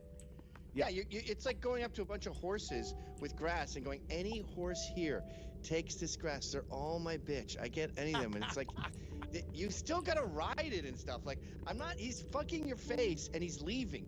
He's not paying for your Medicare. He's not putting a roof over your head. He's not making sure you're safe for the rest of your life.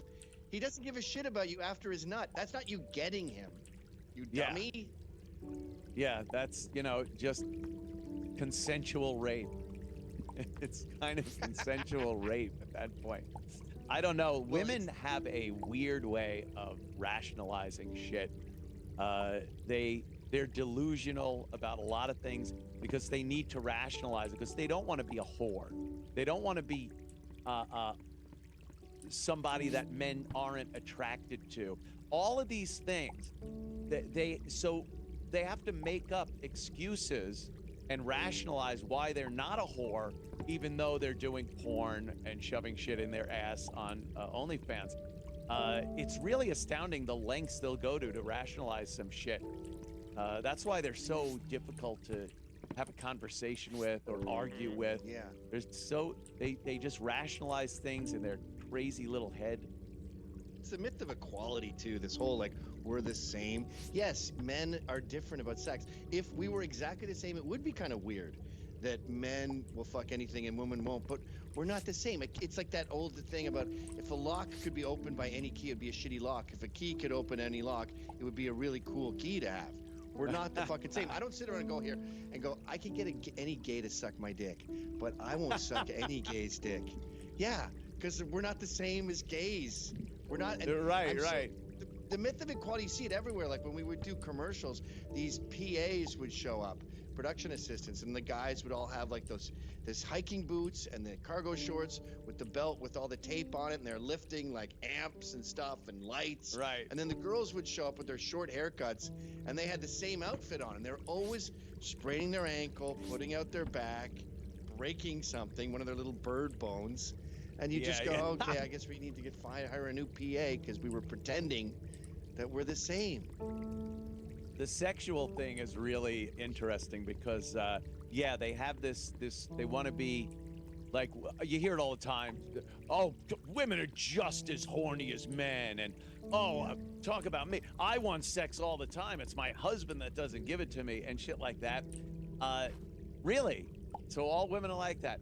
Go up to any woman and go, hey, you wanna fuck? And see the reaction you get. Any woman walks up to a man, I'm talking average, up to a man and is like, you want to fuck? He goes, yeah, sure, let's have at it. So that's such a fucking myth that their sexual drive. You could be boarding a plane. You know those planes that have the stairs? And you could be, the stewardess could get at the top of those stairs and just pull her skirt up and show her vagina, and you'd just be there with your suitcases like. Yeah.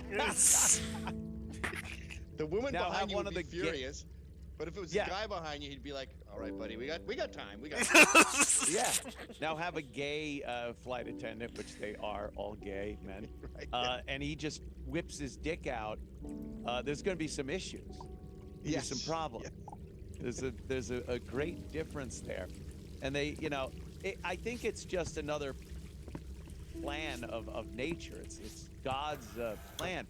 You can't have both sexes so sexually driven because nothing would get done and overpopulation would happen. Everyone would be fucking all the time. And then you can't have the other way where no one really wants to fuck all the time, or it takes a lot of work before you get, because then there wouldn't be any people and there'd be a problem with population. So it's another one of these balances in nature that some of these assholes don't want to just accept as this is the way things are. It's nature. We can't be equal because we have our roles on this planet, and they're to be adhered to for a reason. And it just makes natural sense. Females have to show discretion, or there'd just be babies everywhere, and they wouldn't be taken care of. And men have to get out there and try to, knowing that there's a wall of discretion, try to apply for as many jobs as possible. It's like the free market. The company wants the best employees, but we need employees out there applying for the jobs. We're not taking you all. Imagine if women, like the olden days, were just home being wives or what have you, they're not in the workplace. And how many jobs would be available, good jobs to men? There would be no unemployment. It would be, and the men would be doing the work. There'd be lucrative jobs, so then they could come home and take care of their wife and kids and things like that. But no, they just had to stick their fucking high heel shoe into the door of the men's world and fuck everything up. Can you imagine how efficiently businesses would run? There'd be no HR. Social media wouldn't be important. You wouldn't worry about Nike's Twitter account. You'd worry about Nike's shoes. They wouldn't, events wouldn't be a huge deal. We don't have to have this parade and all this. It would just be like work. No parades. The amount of money I don't know. I wouldn't know what to do with all my money. I'd have gold boots on. I'd drive a gold car. And I would just eat gold flakes on all my food because I was trying to unload some of this money. Right, unload some of that insane wealth that you've accrued because women aren't in the workplace. Imagine what every screensaver would look like. Just fucking tits flying around your screen at the office cubicles. every cubicle would just have porn on the computers, and no one would just be, hey, Bill, how was golf yesterday? Oh, it was great. I fucking golfed. And yeah, no one would be bitching and complaining about the littlest fucking stupid shit. People wouldn't be getting canceled. No one would give a shit if someone said the N-word 20 years ago. And you're going home, you're eating, you're not divorced. You don't have to worry about that stress. The suicide rate's way down. And you're having home-cooked food every night. No one's fat. There's no obesity epidemic. Everyone's healthy. There's no diabetes. There's no stomach stapling. There's no Ozempic, because everyone's not in a rush. They're not grabbing a pizza on the way to another meeting. They're going home and having a nice big dinner with their loving family. You know, we're talking about this like it's some inconceivable fantasy world. It was life. That's how things used to be. Yeah. It's called 1983. I've been there. Yeah. Yeah, people, that's how people worked. They, you know, I often mention the scenario where my dad, his car would have some car trouble and he'd go to the garage, you know? He'd take it down to the garage where he knows the guy. And it was one of the greatest things ever because I knew in that mechanic's Snap-on toolbox were fucking cutouts from Playboy and Penthouse right there. And I could see naked fucking women. Dad's like, yeah, come down to the garage with me. I'm like, fuck yeah. Let's go. I didn't say fuck yeah. He'd smack me. What an honor. But I was so psyched because I knew that going into that guy's workplace, I would see nude girls. Awesome. And posters, too, on the wall. And it was nobody's business. Women didn't go there.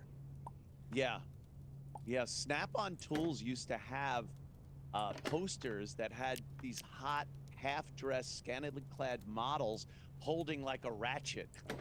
And if you're like, oh, Snap-on Tools. And then remember all the beer posters, St. Pauli girl and all those, just hot girls. Nothing changed. Men, you know, the men were brainwashed. A lot of them are beta fags. But the truth of the matter is, the male, the sex drive and the instincts of men, we still like looking at that. But they've removed it from every fucking aspect of our lives and say, well, we're in a better place now. Now men know their place and they can't just use us as objects. They fucked it up. I met a guy who was pretty high up at Project Veritas under James O'Keefe, and he got fired because he had a picture on his desk, behind him, of him and a chick in a bikini, and it was his wife and him on their honeymoon. Oh my God. And he was like, yeah, I like looking at her. This was at her peak of beauty. It reminds me of the best times of our relationship together, the best moment. And they're like, doesn't matter, you're exploiting her. And you think, back at, like, you're talking about nudity, it's in Scotland in the 80s, you had Tennant's Lager, and it would have a naked lady on the can, like you could see her tits. And then there was the Page 3 girl in the Sunday Sport, and she'd be huge tits, and it was because women never touched a beer, and women didn't read the newspaper. So they never saw the tits they couldn't be offended by. Sounds pretty reasonable to me. Yeah, the second they started cracking open that newspaper because, you know, at the office, that's what everyone's doing. Again, just fucked everything up. The British stuff was pretty amazing with the tits. Yeah, they were pretty loose about that whole thing. Them and the French. Yeah, yeah. Well, you always hear people say, like, oh, yeah, I know, you had it so much easier back then, but it's because you were rich and it was so much easier to get employed and stuff. And I've been arguing online about that recently, like, no, when I moved out, we had $0, and we would all cram in a house, and it wasn't because they didn't have any rules back then. We broke the rules and pretended to be a married couple, and then everyone else moved in later. Or even they go, yeah, but your dad could pay off his house in no time. I guess we didn't take vacations. We had a Toyota Corolla. We were middle class. And this seems profound to me, but I remember my dad, he was repinning some sort of stone fence we had, this stone wall we had. This could have been in Canada or England. I can't really remember. But this is totally normal to see him in his work shoes, his brogues, and his brown slacks, and his dress shirt rolled up, and he's getting cement on his dress shoes because that's the only shoes he had. Like sneakers came out in the late 70s. But in the old days, your dad his work clothes were his clothes. Those are just clothes. Yeah, they weren't Yeah. work clothes or, just clothes. So he'd be mowing the lawn in his slacks and his dress shirt. He wouldn't have a tie. It's Saturday. And his Hey, dress you're mowing shoes, the they lawn. get all You don't green. need a tie. Yeah. We just wax fantastic about the old days because things are so completely fucked up right now. I was showing you. Oh yeah, go ahead. Sorry, I wanted to add the caveat that yes, it was splendiferous, but it wasn't free money. This was not Mad Men where money was just pouring. In the 70s and 80s, our fathers worked their fucking asses off. And there wasn't Disney, there wasn't like going on a plane was crazy. That was really fancy. Yeah, that was fancy, and obviously it was limited to people that could afford it, had the time to go on a vacation or a business flight, and they knew the protocol for being on an aircraft.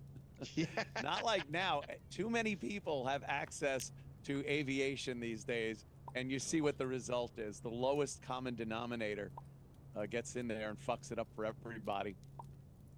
Too many people have access to engineering jobs in aviation and air traffic control and the executive corps.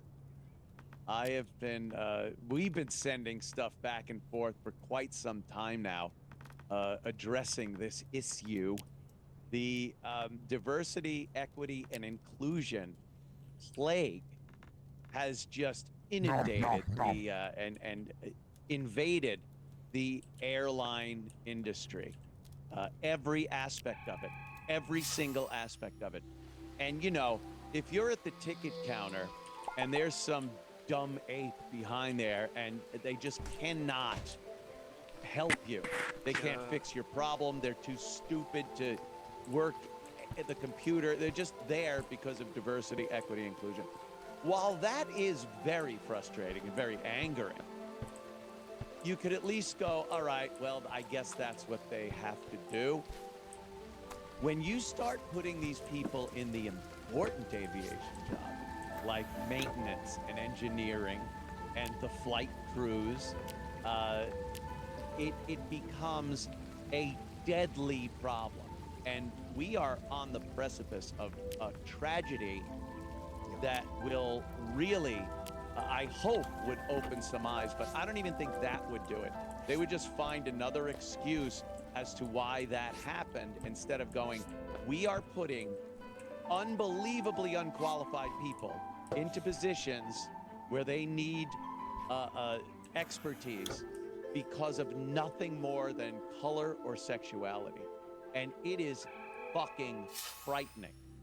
You know what they would do? If it was a black pilot, he would be shuffled away and hidden. Like 5 people beat up Emmett Till.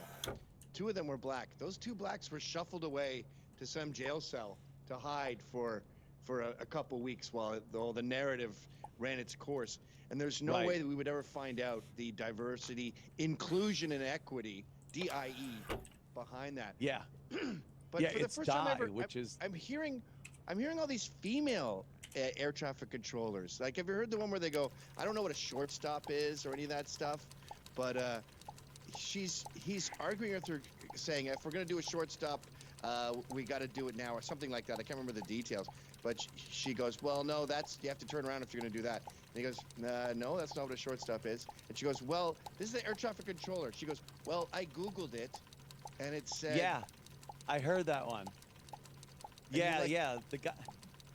The guy was coming in for a landing, and he was gonna make his final turn to line up with the runway. And she goes, oh, you're making a short approach. Yeah, that's it. And said that in order to do that, he should just be even with the runway when he turns. That way, when he lands, he's going to be midway down the runway before he touches down. He was saying, I want to pass the end of the runway, then turn so I can land at the beginning of the runway. And they had a little problem as to what was happening, and she went, I Googled it. Now, do you want that, or do you want some gruff guy that's has at least 20 years experience at this and knows everything like the back of his hand when he's discussing flying with these pilots. I want it to sound Chinese to me. I want to hear deep voices, maybe a slight south of the Mason-Dixon line, and I want to hear like, we got a 1444. All right, you get out there, you stretch your legs there, and then take it back, 13 there, and then you just want to base up it and get you through, partner, get you through. That's what you want to hear. I heard another one where these girls were like, the pilot goes, and he's the right guy, right? And he's like, I want to find out who said that we should land at that time. We almost collided there. And then she goes, do you mean the person who came up with the landing or the one who vectored it? It's a chick. And she goes, because that's two different buildings. And you can hear in her voice, she's out of her league. She's in over her head. And she goes, because that's two different buildings. And he goes, the one that vectored it. And she goes, yeah, okay, because that did. And then some other girl comes on. She goes, yeah, that did look pretty tight. And he's like, yeah, we would have collided. Like, why are girls there? You can't take that bitch attitude into an air traffic controller job. You just can't take that, well, no, I'm right. You know, that whole bitchy attitude has no place in an air traffic controller room like that. That's why it was always dudes, and they're just, you know, they know it's another dude flying and it's two dudes talking, and if there is some kind of problem, it goes right to the facts. What are the facts? Yes. What is the protocol? Not, you're gonna get snippy with me? Oh my God, there's fucking 200 people on board this plane, lady. Just give me a vector. Women can't admit they're wrong. In an argument, they have to win. And they'll get madder and madder the more they lose. And with men, they'll be like, look, I'm not playing games with you. I asked you what the number was. And the guy will go, okay, it is 500. I got to admit I was wrong. All right, sir, it's 500 miles an hour. You're set to go, sir. And I apologize. I don't know what was happening. It always changes. Well, you didn't have to say it like that. You're just like, oh, so we're just not going to talk about how fucking wrong you are. Even though I said, even though I go like, hey, yeah, you're stacking that wrong. They don't know that it's, you know, sometimes it's strictly business. You go, do you have that? It wasn't me. I'm like, I just literally watched you do it. You know, you didn't have to say it like, okay, so you're just going to find any excuse to be pissed off. When you turn your base, I mean the numbers. If I know you're a student asking for a short approach, I know you're out there practicing and you probably will extend. But if you're doing something other than a short approach, don't ask for a short approach. Well, I will definitely look up the definition of short approach because I've never seen where it says you turn base abeam the numbers because I don't see how you could possibly do that. Well, I Googled it, actually. I Googled short approach, and it said to turn your base abeam or before the numbers, and you will land probably touchdown around midfield. Okay, well, then I apologize for requesting the wrong thing because everywhere else, short approach means power off 180, but that's definitely not what it means here. Yeah, well, I mean, you know, I don't know. Maybe it's because I've worked at different airports. I don't know. But just ask for what you need so I know what you want to do so I can accommodate. I will most definitely do that. It's just most controllers don't know what a power off 180 is. Can you call me when you get to the phone? Because I just got a question I want to ask you. Absolutely. I appreciate that. Yeah. See, he's handling it professionally. He knows he's pissed. You can hear it in his voice. He doesn't agree with what she's saying. And she just can't fix the problem and then leave the personal shit out of it. Well, I've worked at different airports. I Googled it. Fuck you, man. Just fuck you. And you can hear the lack of security in her voice. She doesn't know what she's doing. I want a guy who knows so much about short approaches, he's bored. Like, I want him to be kind of sick of explaining this. Like, we got a short approach. Right. It's not a 180, my friends. Not a 180. Let's get through this together. Come on, pal.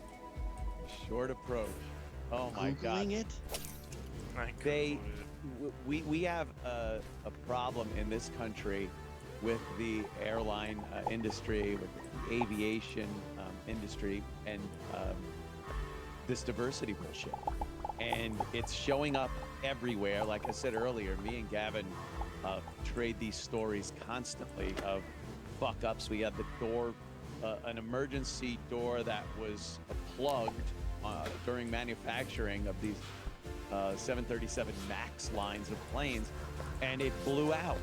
It blew out, and it was just sheer luck that no one was blasted out of the fucking fuselage when it happened. We're hearing more collisions between planes on the at the airport. A wingtip will hit. They'll hit the tail of another plane. And then just yesterday, was it? A wheel fell off.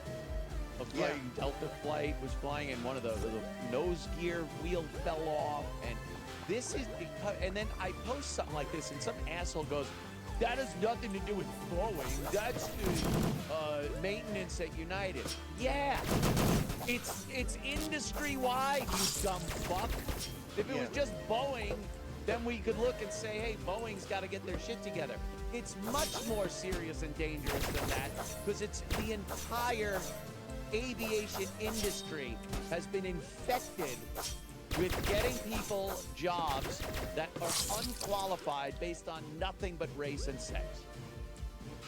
The correct response is not, it's not Boeing. The correct response is, it's not just Boeing. It's Boeing, it's Delta, it's United, it's the airports, it's their hiring practices. Has anyone been to an airport recently? JFK is it's like a rap video. Like guys with hair that goes out this big, like they're in a horror movie. He must have wire in his braids because they're going out this far, like a punk rocker. And then another guy with his braids have beads in them and they cover his eyes. Yeah. They got to change it to JFN Airport. Maybe that would let people know. Every airport code has to have an N in it now. If it's like Atlanta, you know, I rarely land at an airport that doesn't have a majority of people of color working the tarmac area. Everything in the airport. And that's why the thermostat is at 84 degrees. And that's why you see black people wearing like sweaters and cardigans working there, and white people carrying their coats and their blazers and wearing an undershirt because we're boiling. Because we're not all this. It keeps going back to this myth of equality. We're not the same, and we keep pushing it. Like I saw this article today, and it was about like teen violence in schools, and of course the Getty image is like some frizzy redheaded boy grabbing like a pen off another white kid, going ah. And you're like, can you show me these stats and divide them racially, ethnically, and genderly? I want to see how all these different groups relate, because once they do that, the stats are wildly different, and they refuse to. America, syphilis is up in America. Oh, really? Yeah. Can you tell me a little more specifically who it's up with? They are constantly doing that with headlines in newspapers and on news websites and whatnot. They'll put a picture of gun violence in this country is up this year, and they'll show the whitest hand holding a pistol, and it says Getty image or stock photo or something, and you're like, well, that's not the majority of people that are doing this. And that goes into the whole equality thing. We're not, and we need to start noticing some of these differences, especially when they're so detrimental. This is something I found today. It is Boeing, from their diversity, equity, and inclusion page. They have a whole section on their website based on that. Not on, hey, how do we keep doors from popping off at 16,000 feet? No, they have this. How do we keep our nose gear from falling off while we're rolling down the runway? No. We have 2025 aspirations. And their goal, if you look at their goal, increase black representation rate in the U.S. by 20%. Not to 20%, by the way. By 20%. They want a 20% increase above whatever the fuck it is now. And the whatever the fuck it is now numbers are, since that time, which was 2021, when they put out this 2025 decree that they want 20% increase in black representation in Boeing, their baseline was 6.4%. They had 6.4% blacks working at Boeing. It sounds high. In 2021. Since that time, black representation has increased to 7.1%. And with our continued signifying a rate increase of 11%. With our continued focus, we are on track to achieve this aspiration by the end of 2025, and that would be a 20% increase in black representation at Boeing. Why? If they're good at the job, if they're applying for the job, if they've gone to school, they want the job, then they'll come in, and if they are qualified, they will get the job. There isn't somebody, and you've said this so many times, there isn't someone sitting at Boeing going, motherfucking colors are trying to get this job. Not on my watch. You know, he's ripping up the fucking guy's application. It doesn't happen like that. It's just a lack of wanting the jobs. I don't think most of these blacks want these jobs. Yeah. Like, they may want a job if it pays really well and it's at the airport, you can talk to chicks and stuff. Like, an easy one would be being at the, what's it called, where they check you for your shoes, you take your shoes off. TSA. Yeah, TSA. That sounds like an easy job. You just riff, you say the same thing again and again. Take your shoes off, put your computers out, make belts, everything out of your pockets. That's easy. But like a pilot, that's a bitch of a job. It's really hard. And any kind of technician in aviation, like a mechanic, on an old Honda Civic, you can kind of screw up a little bit. Not everything has to be perfectly tight and all that stuff. Right. There's some leeway there. Airplane mechanics, there is zero, as we're learning now, there's zero margin of error. So my hunch is that a lot of these affirmative action guys go, yeah, this is too hard. I don't want this job. I'm not meant to be here. I want to be able to slack off. I want to be able to maybe not put in every bolt or screw that needs to be put in. And, you know, are people going to be checking my work and making sure I do it? Yeah, I don't want that job. I'll drive the little golf cart through the hallways of the airport to take the injured people and Gavin around. That's what I'll do.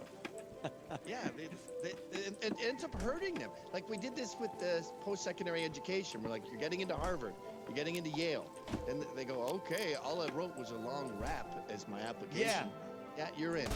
So they get in, and then they're like, this is really fucking hard. We got to get up at like 7 in the morning. Some of these classes are 8:30. Then they drop out, and then they don't go back to a community college anymore. They just drop out of school entirely. So fitting this square peg into a hole doesn't help anyone. They don't do it with sports. Right? The Canyon marathon winners are dominating marathons. We got to change that. We got the New York City Marathon has got to get its plump white Asian men numbers up at least 20% this year. How do they rectify that? How do they explain that every winner of the marathon is Kenyan? Everyone that even comes close to winning is Kenyan. Yet, you can't say that the difference is racially based. They just have a really strong marathon culture over there. Yeah. The training must be amazing. No, they're when they're kids, they run forever. And then they bring them to a place with a starting line and they drop them off running and they just continue running. And that's how good they are. I heard the argument for blacks in basketball was, yeah, they play basketball because they have no other opportunities. I love that one. Yeah. So, like, LeBron James was knocking at the Harvard Law, and they're like, not on my watch, boy, go play some bouncy balls. The whole idea behind racism being the cause of people not getting jobs and not getting the opportunities is such nonsense. It just isn't happening. And if things were the way they're supposed to be, merit-based and qualifications get you the job, you would see that there would be a percentage of people of color in jobs based on how much they want that job.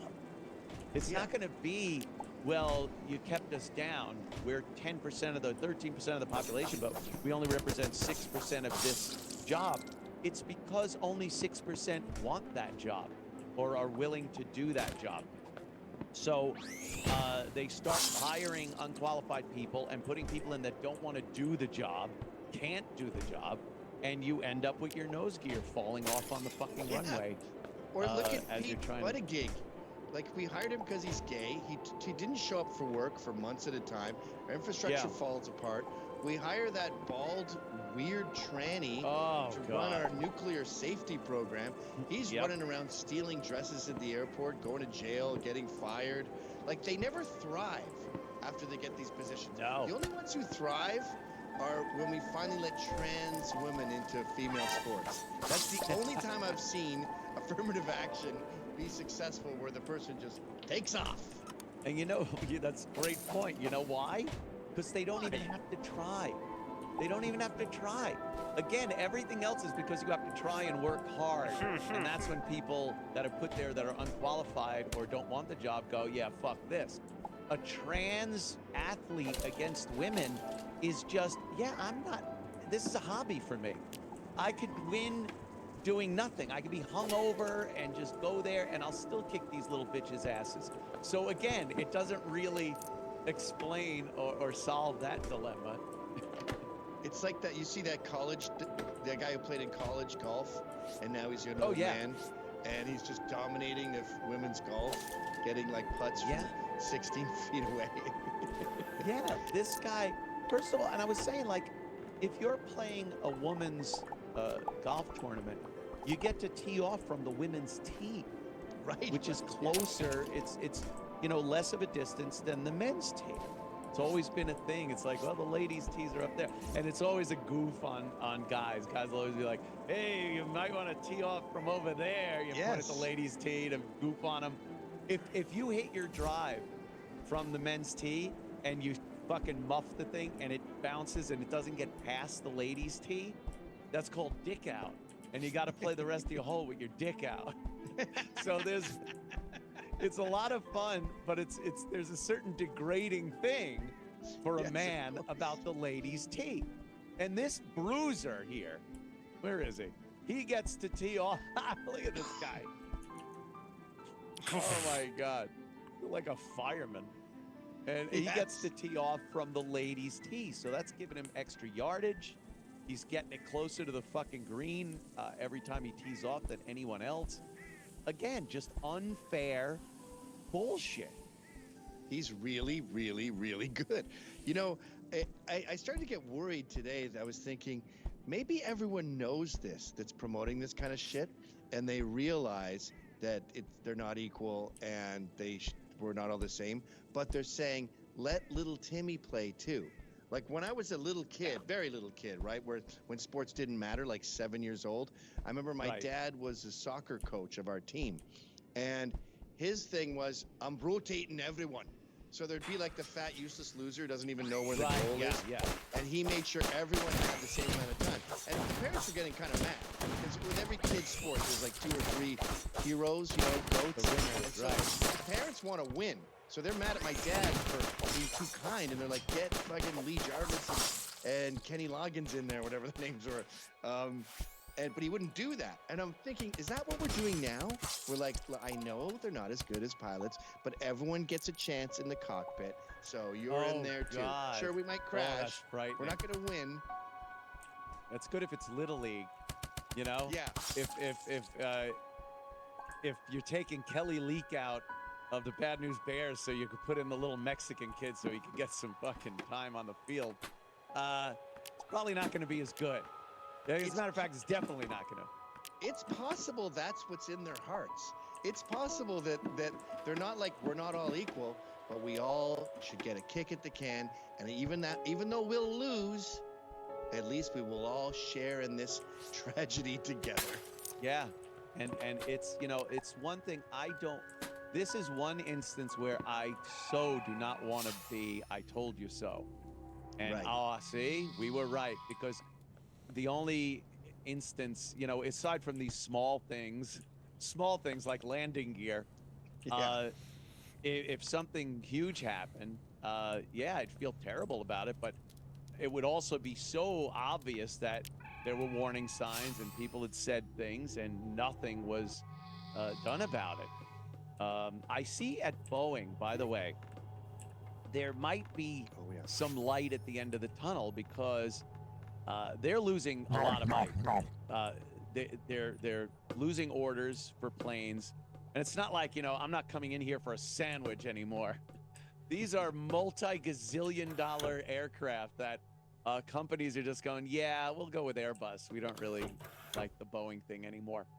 So they're losing money, and they're pushing this diversity and equity and inclusion thing. But after the nose gear debacle and the plane door blowing off, they have named a new independent advisor to lead comprehensive quality review. Now, when I saw this, I'm like, oh, brother, what's it going to be? A big black woman, the sassy judge on TV woman. We got to get our quality up, people. This here's Boeing. Boeing, the best airline. We got to make sure doors don't fly off and shit. And I'm like, because that's what I'm used to seeing. Well, I scroll down, and lo and behold, this is the guy they hired. Yes! Peter Graves. I want Peter Graves to do this. I want Phil Donahue. This guy he's a former, he worked on a nuclear sub in the military. He was like an engineer on a nuclear sub. Attention to detail is what this guy's whole life has been all about. But I feel like he's going to have his hands tied behind his back, because he's not going to be able to go, oh, you know what the problem is? These black people don't know what the fuck they're doing. Yeah, he's going to start firing everyone, and they're going to notice a pattern with the firing. Yes. And they're going to say he's racist. Yeah. You know what he should just say to get everyone on his side? He should just say, I'm here to make sure we don't get no snakes on these things. That's my top priority. Ooh, you're right, mister. I mean, that guy looks like he came right off of a plantation in the 1800s. He doesn't give a fuck what you think. You could call him racist, anything. He just gets the job done. Yeah, he looks at something and just goes, you gotta be shitting me. What the fuck do you think you're doing with these bidding? What are the tolerances on that? Well, I don't know. You're supposed to know to a 10,000th of an inch what the tolerances are on it. Get the whip out. Just fucking, while it's, like I said, while it's a good sign that they know where they have to go to get their quality back, again, when you got your hands tied behind your back, or as Sergeant Barnes said, trying to win this war with one hand tied behind our balls. I don't know how that's done, but that's what he said. Then there's going to be a problem, regardless of how good this guy is. Well, I prefer the problems of some guy being accused of racism to hundreds of people falling out of the sky. Oh. Yeah, we need a John Taffer to shut it down. They're going to get salmonella. Like they had at Sports Illustrated. The guy comes in, shut it down. Everyone's fired. No more dudes on the front of Sports Illustrated swimsuit edition. Yeah, Finally. You want dudes, you want fucking fatties in swimsuits. All right, shut it down. Stop the presses. This magazine is done. That was so. You've been in well, the don't you magazine. think that's indicative? The Boeing thing you just showed, the Sports Illustrated, the fact that Trump is destroying in New Hampshire and everywhere, isn't that indicative of a seismic shift in the culture wars? Yeah, but we thought we saw that in 2016 when Trump got elected. I thought that was going to be the seismic shift. Maybe it's a seismic shift in what the people think, more so than what's going on, like Trump being elected. That was, oh my God, great. We're going to get a no-nonsense guy in there that is going to show the rest of the world that we're America and we're powerful and all the things Trump brought to the White House. But I think there were so many people that weren't of that mindset. He won because it was Trump and his debates were funny and everything. I think there are more people now that are of that mindset, that are more passionate about, we got to close this fucking border. Get us out of any of these world conflicts. Let's drill for fucking oil. They've seen what happens. They're living it. It's easy for some politician or somebody on the news to tell you what your life is like. Well, you're doing better. Wages are up and that. It's a lot more impactful on your life when you're living it and go, they keep telling me my prices are down, but I go to the supermarket and it's a few $100 for the same shit. So it's hard to lie that way to people when it really affects them. And I think that is what's causing some of this shift. More people are realizing, hey, something's got to be done. I'm really sick of this. Yeah, I worked out the other day. There's an opioid overdose every 10 minutes. So with every 10 minutes, I think that's 6 an hour? No. Oh, I never do math on TV. But 130 people a day, it's 6 right? an hour. And I think that when that happens, you know someone who OD'd.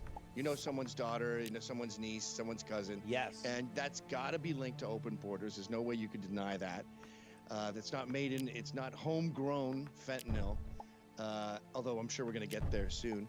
So I think America's woke up to open borders. And another way to prove that is the DNC stopped talking about it. The DNC is no longer saying we're a nation of immigrants. The DNC seems on this election totally focused on abortion.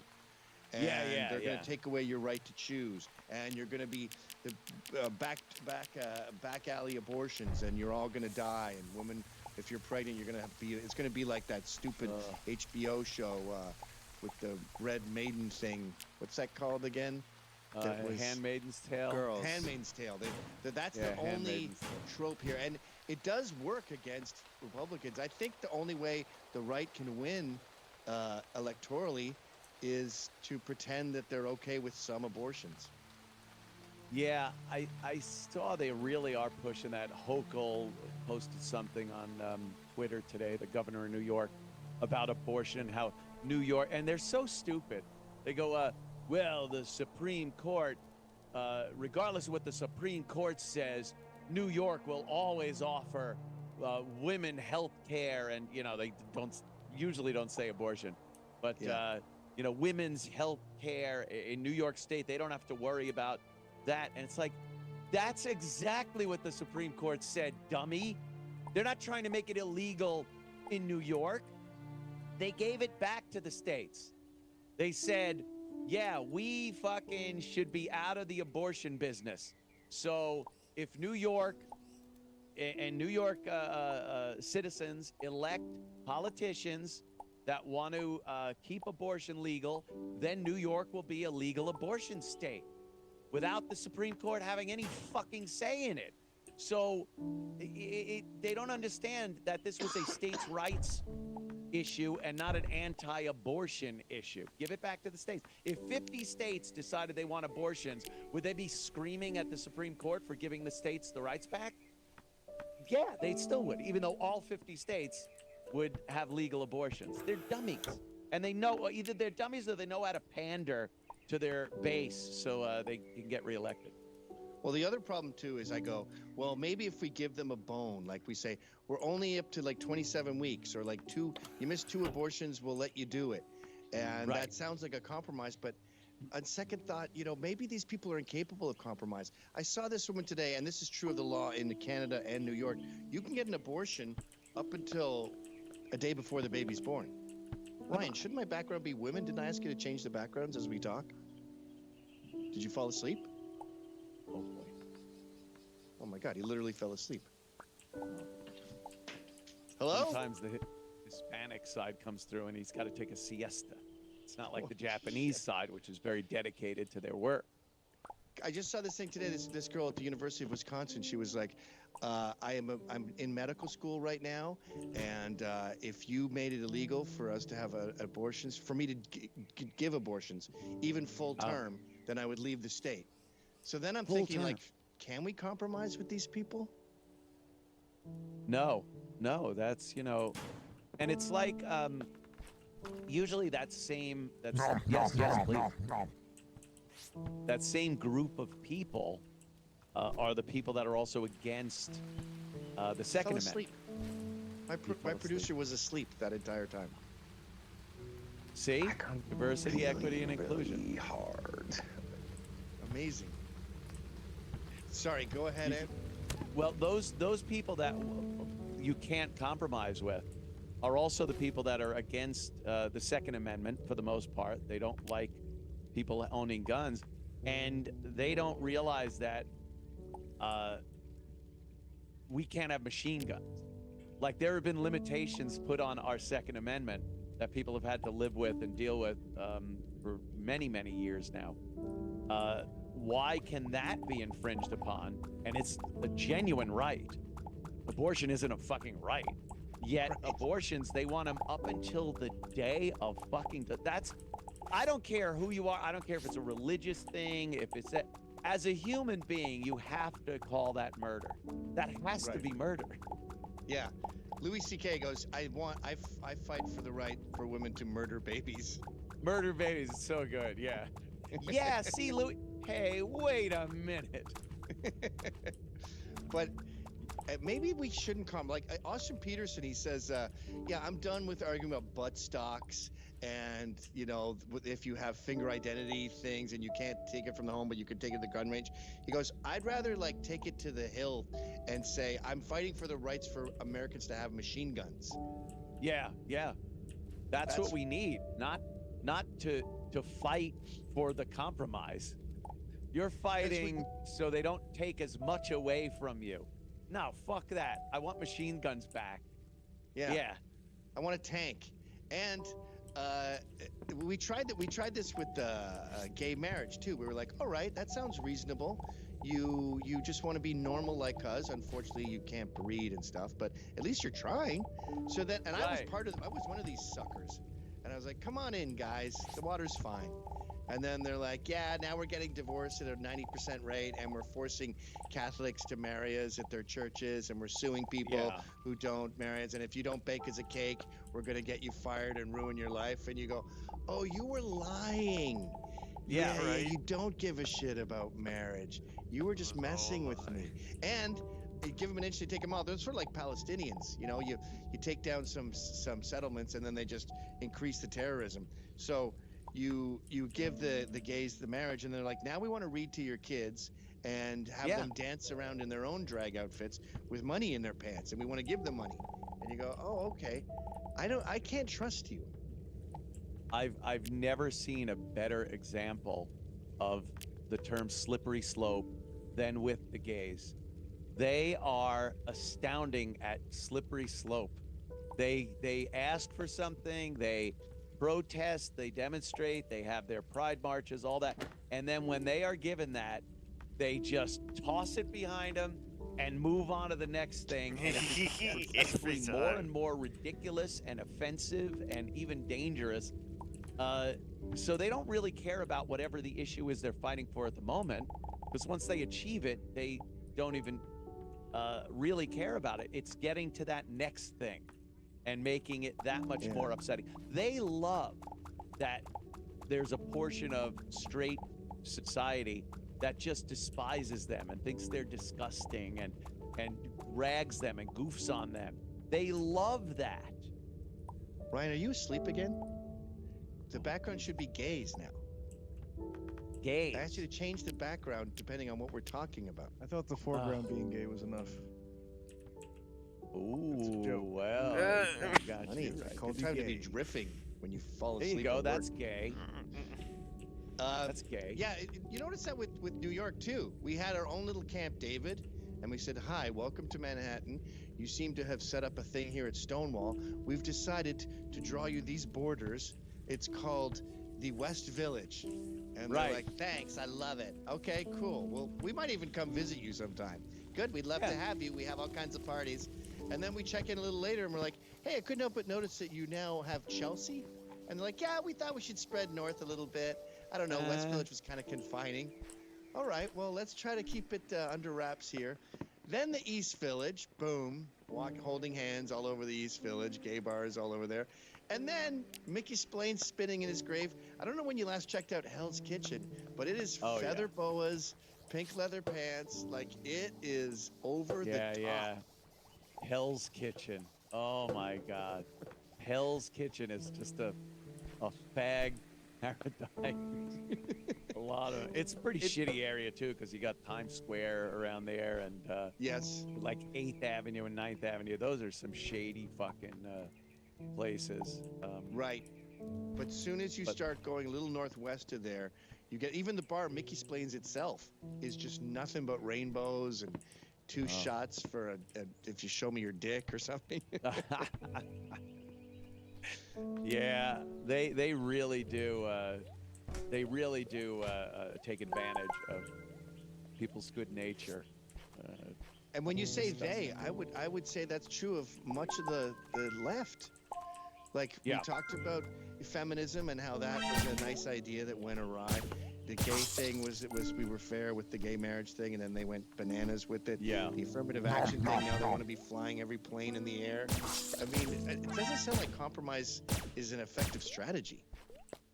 No, they just, it's the inch take a mile. Give them an inch, they take a mile thing. And I think, like I said before, people are getting a little sick of it.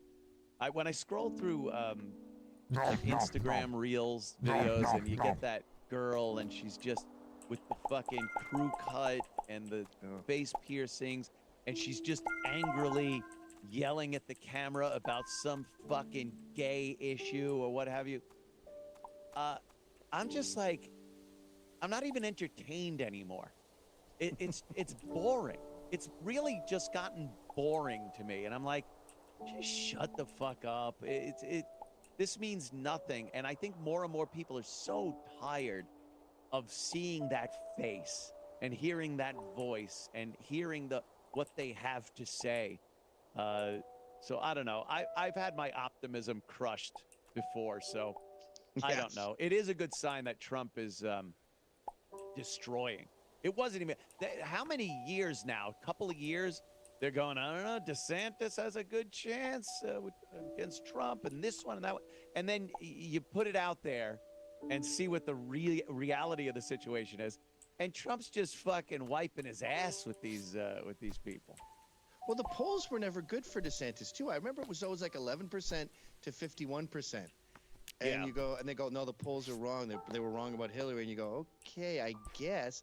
Like, DeSantis is a rock star in our world. But if you walk up to a random conservative like plumber in Idaho, he's not excited about Ron DeSantis.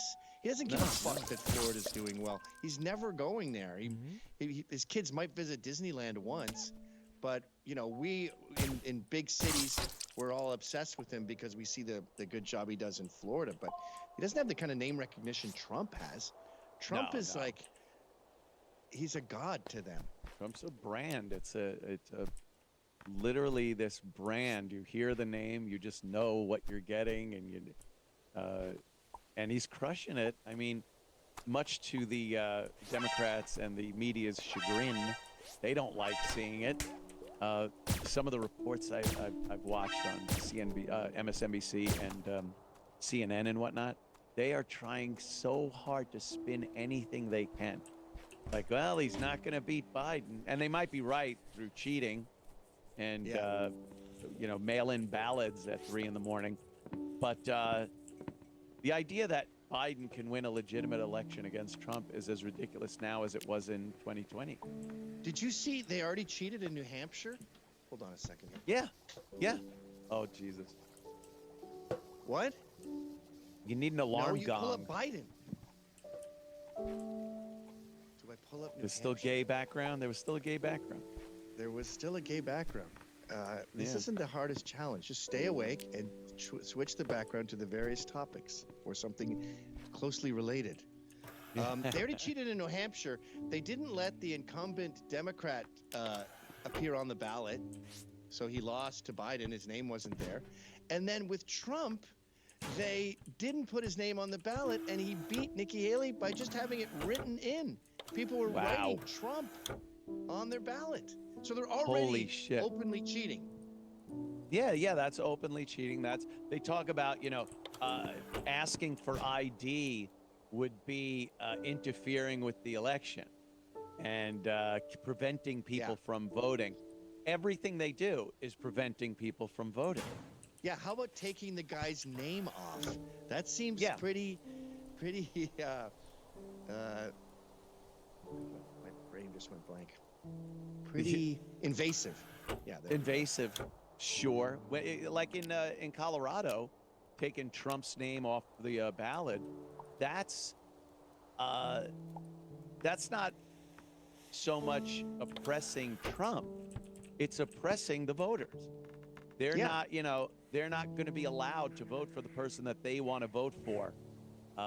That is legally entitled to be on the ballot. And they have decided that you shouldn't have the choice to vote for this person. Their rationale with that is, well, we did that because he incited an insurrection. Okay, there's an argument there if he had been charged with that and it was successfully prosecuted. You can't prosecute someone or punish them for something that they've been accused of. Yeah. Happens That's all what the they're time, left to now. But that's where we are. It's so fucked up. But I like saying, I just made sure I was registered to vote here in South Carolina for the big primary coming up, the South Carolina primary. Nikki thinks she's going to take this one because it's her home state. We will see. Absolutely not. She won't. No. Trump is just, and haven't you noticed Trump is even more like, he doesn't give a shit about appearances, what he says. I mean, appearances like that. Like, he'll rag on Biden and go like, and then he walks into a wall. And it's like stand up. He'll say, fuck you during a speech. Like, that's amazing to me. We just saw one today of his sound effects where he's like, he's talking about missiles and he's like, they have 17 seconds to come up with it. And they're like, beep, bop, beep, bop, bop, bop, bop. Or even the one you just mentioned where he walked into a wall and there's no teleprompter. He's joking about teleprompters. The delivery is fantastic. And then you're going, this is pretty good, but I'm looking at the scroll bar here. He only has a nanosecond to finish this and make a punchline. And then he just goes and walks into a wall. Yeah, it was perfect. It was a great build-up.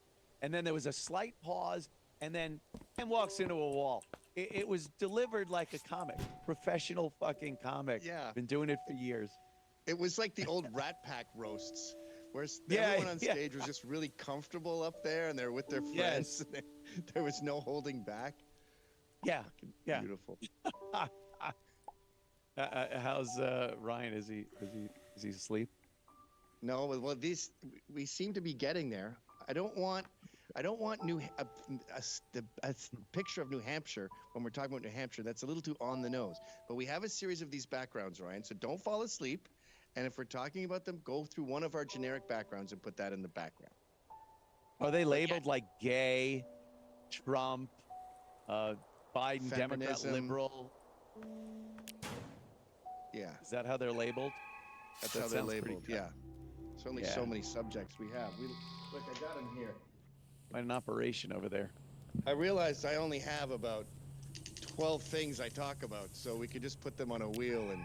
Oh, that is... There's There's only... The God Wheel. Oh, wow. We just spin it and let God decide what we want to talk about. Yeah, what we should... That is fantastic. Like the feminists who hate Trump so much, they're a huge part of these elections. And they might decide, they got Justin Trudeau elected, they might decide this. But I sent you this video, I can't remember if I sent it or not, but it's this woman, you got to see this. It's in the feminism Google Docs. And she's such a generic female. She's everything wrong with modern politics. And she's doing that thing about how white people need to shut up. I know this is a cliche. Oh, God, I love that one. You don't have the right to talk about that. It's just such a perfect example of the whole women shouldn't be in politics. Like we were talking about earlier, how you could have the page 3 go because women didn't read the newspaper, right? Oh, shit. Now I don't have it ready. Look at that beautiful, beautiful bird. But this woman is talking about how we have to sit back and let women talk. Listen to black women. You know that old thing? Oh, the listen to black women thing. I don't have a choice in some places. Oh, please listen to black women. Yeah, they spew that nonsense like it never happens, like black women aren't allowed to fucking speak. Are you out of your mind? Have you been out in public? They're invited up to speak, whether they can or not. I highlighted it in compound censored topics, Garrett. But this other woman talks about how she feels so invigorated when a black woman calls her baby. And I think what's really going on here with women and race is they're childless now, so their maternal instincts have sort of been circumvented, and they pop out in these weird things like flowers through the cement, and it's like loving refugees and wanting to baby them, and like seeing blacks in distress. And obviously if you see blacks as people in distress, you're going to see women in more distress. And you think you'd see black children actually in more distress, but they seem to focus on women. And they love them like they're newborns. Yes, the maternal instinct needs to go somewhere. It's got to go somewhere, and it comes on these women who hate them, by the way. The black women that are getting this love are just like, whatever. Here, Oh, yeah. I'm selling you some chicken. Go fuck yourself. They don't like you dumb white liberal bitches. Have you seen this yet? I pray to God that this does not come off as offensive to anybody, because I mean this with the utmost love and respect from the bottom of my whole entire heart. But when a black woman calls me baby, there is so much. What kind of magic are you putting in there? Because that shit hits harder than crack. Every single time, every encounter in my life that I have had with a black woman where she calls me baby, I have never felt more loved and supported in my entire life. I feel almost imprinted on. Like, are you my mother? I will go to... Isn't that amazing? Dear Lord. Or die, because it may have just been a very quick one-time encounter for her, but for me, you don't understand. We're like this. How, call me, beat me. She's kind of putting the Wigger voice on. I will do whatever. How can I be of service? Do you need a ride to vote church? against Trump and ruin Let me the make country. reparations for my people, because I love you. Reparations. And I don't know what it is, but goddamn. All right. I don't know if I'm buying her sincerity with this.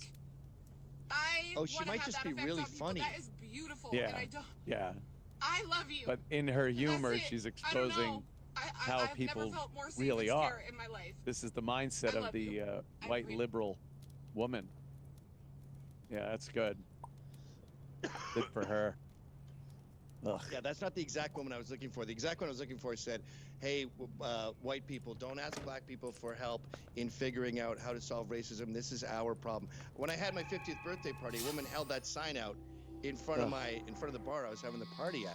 It's a thing they focus on. They're obsessed with this, solving this problem. And as I keep screaming, you and I have said this a million times, like, it's not an issue. I think, what's his name? Matt Walsh said it's number 117 on America's problem list. Right. White on black racism. Combat racism and women and the black women don't get enough attention. You see when they talk about how a black woman needs to go to a black doctor because white doctors don't listen to them and don't understand what their issues are.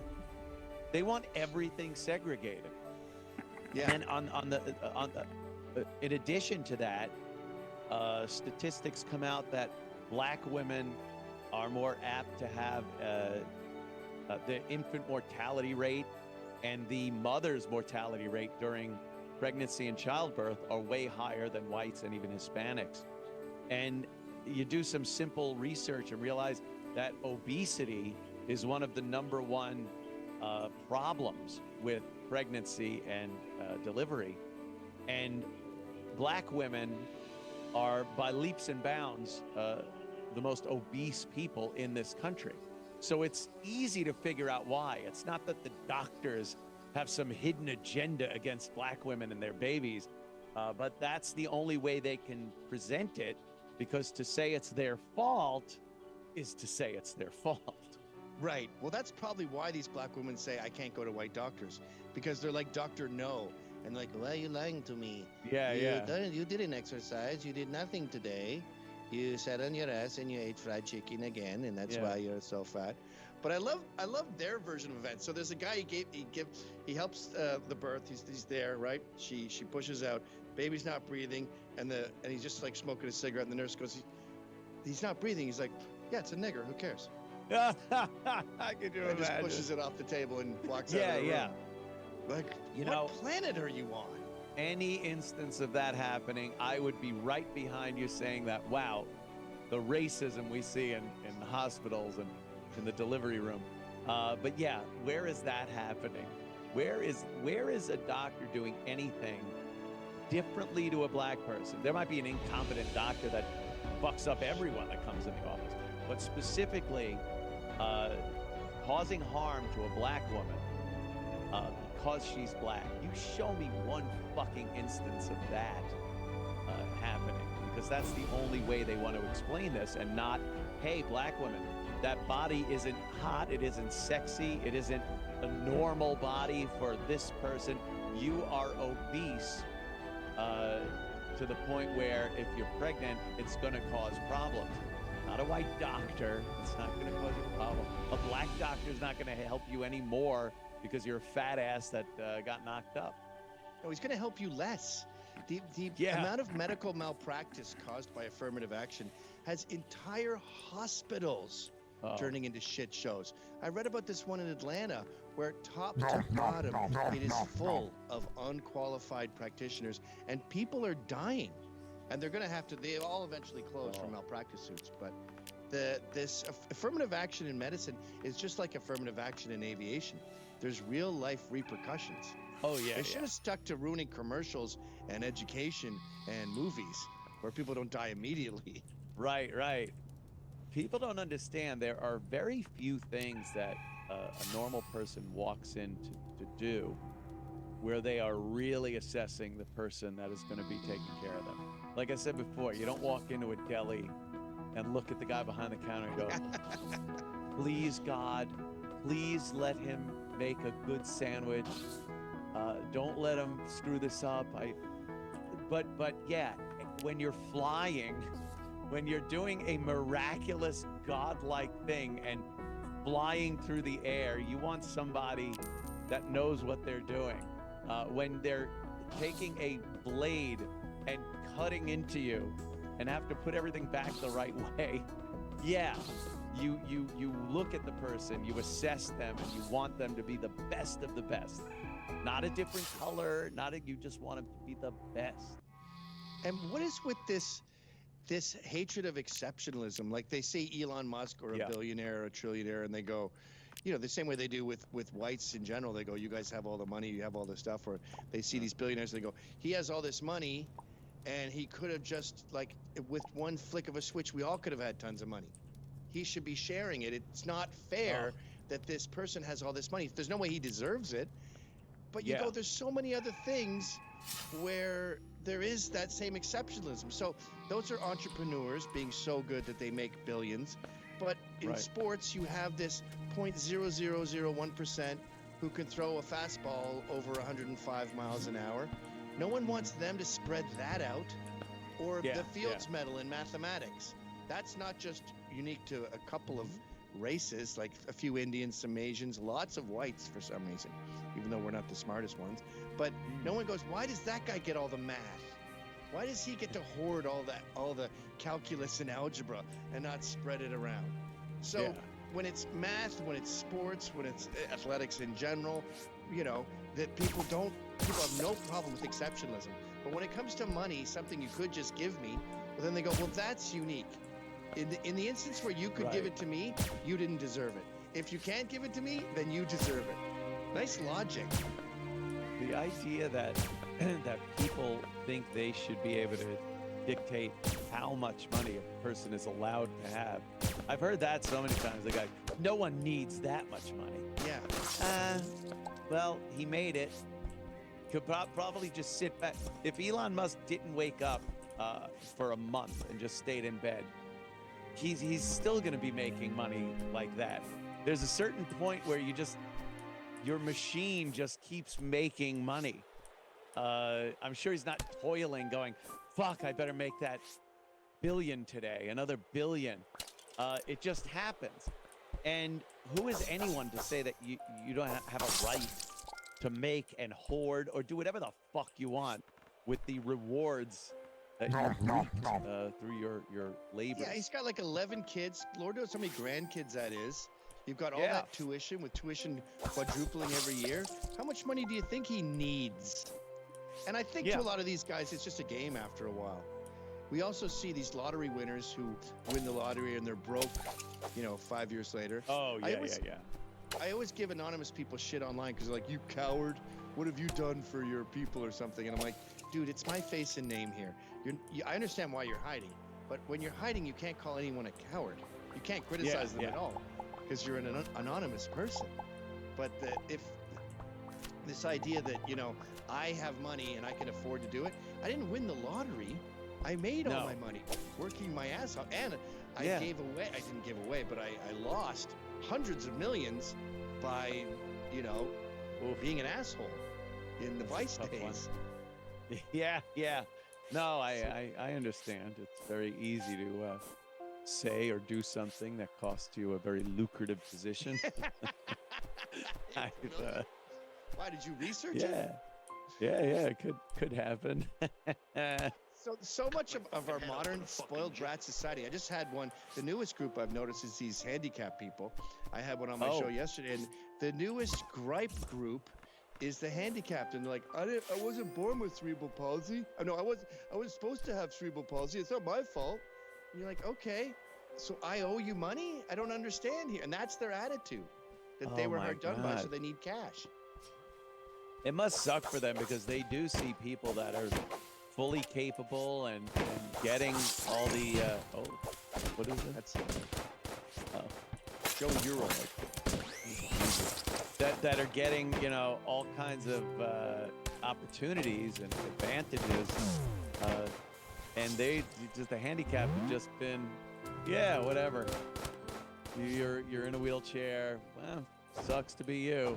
Like they don't really have a lobby for them, or like black women. Black women can get up there and just be like, we need to do this and that and the other. Handicapped don't really have that. I don't know if they no want one says listen to handicapped people. Yeah. No one. When they're talking. No one does that. Hey, white people, don't ask the handicapped for how we can fix this problem, for solutions.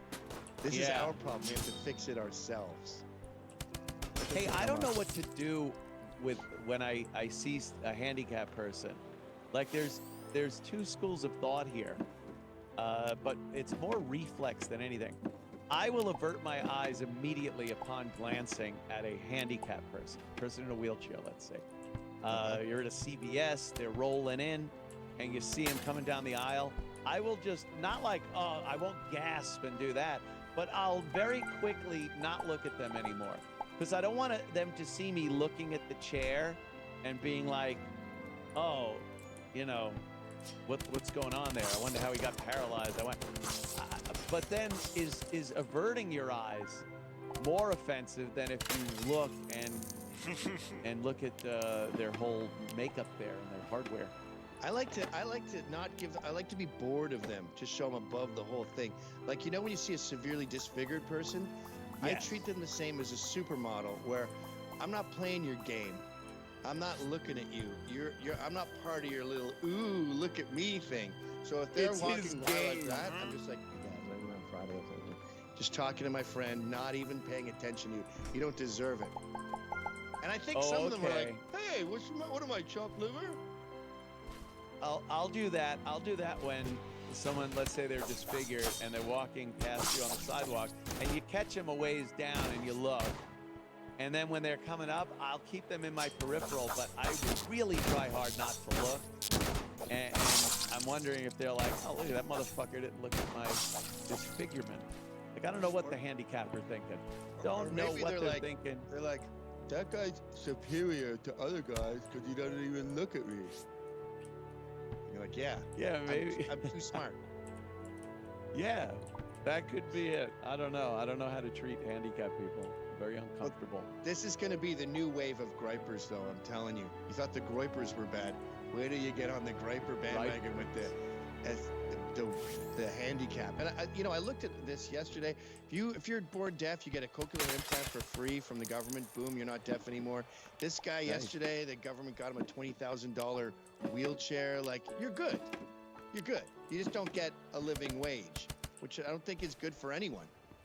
Yeah. It's got to be inconvenient for a company to hire a handicapped person.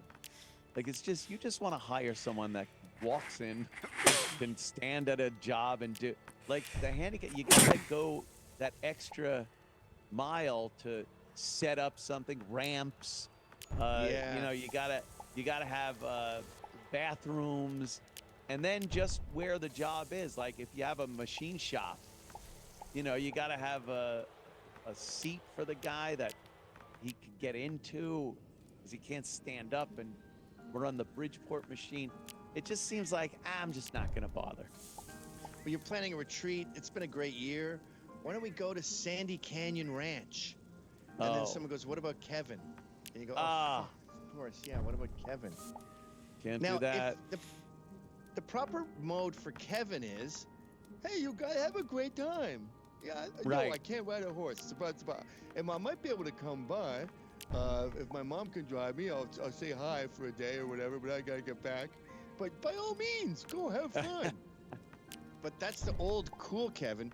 I think the new Kevin is gonna be like, fuck that. If you even think about Canyon Ranch, I'm suing this place. Yeah, you fucking take me, and we go someplace that's handicap accessible, or I'm gonna make it really, really difficult for you. Yeah. Let's go to the Scranton, PA Ottawa Boys and Girls Club. They have bingo and it's fully accessible. Oh God. Okay. Yeah. Yeah, I don't know. We talk about, like, there's no boss that goes, oh, I'm not hiring a black person. Screw this qualified guy comes in, and you're like, no, because he's black. Like that, we say doesn't really happen.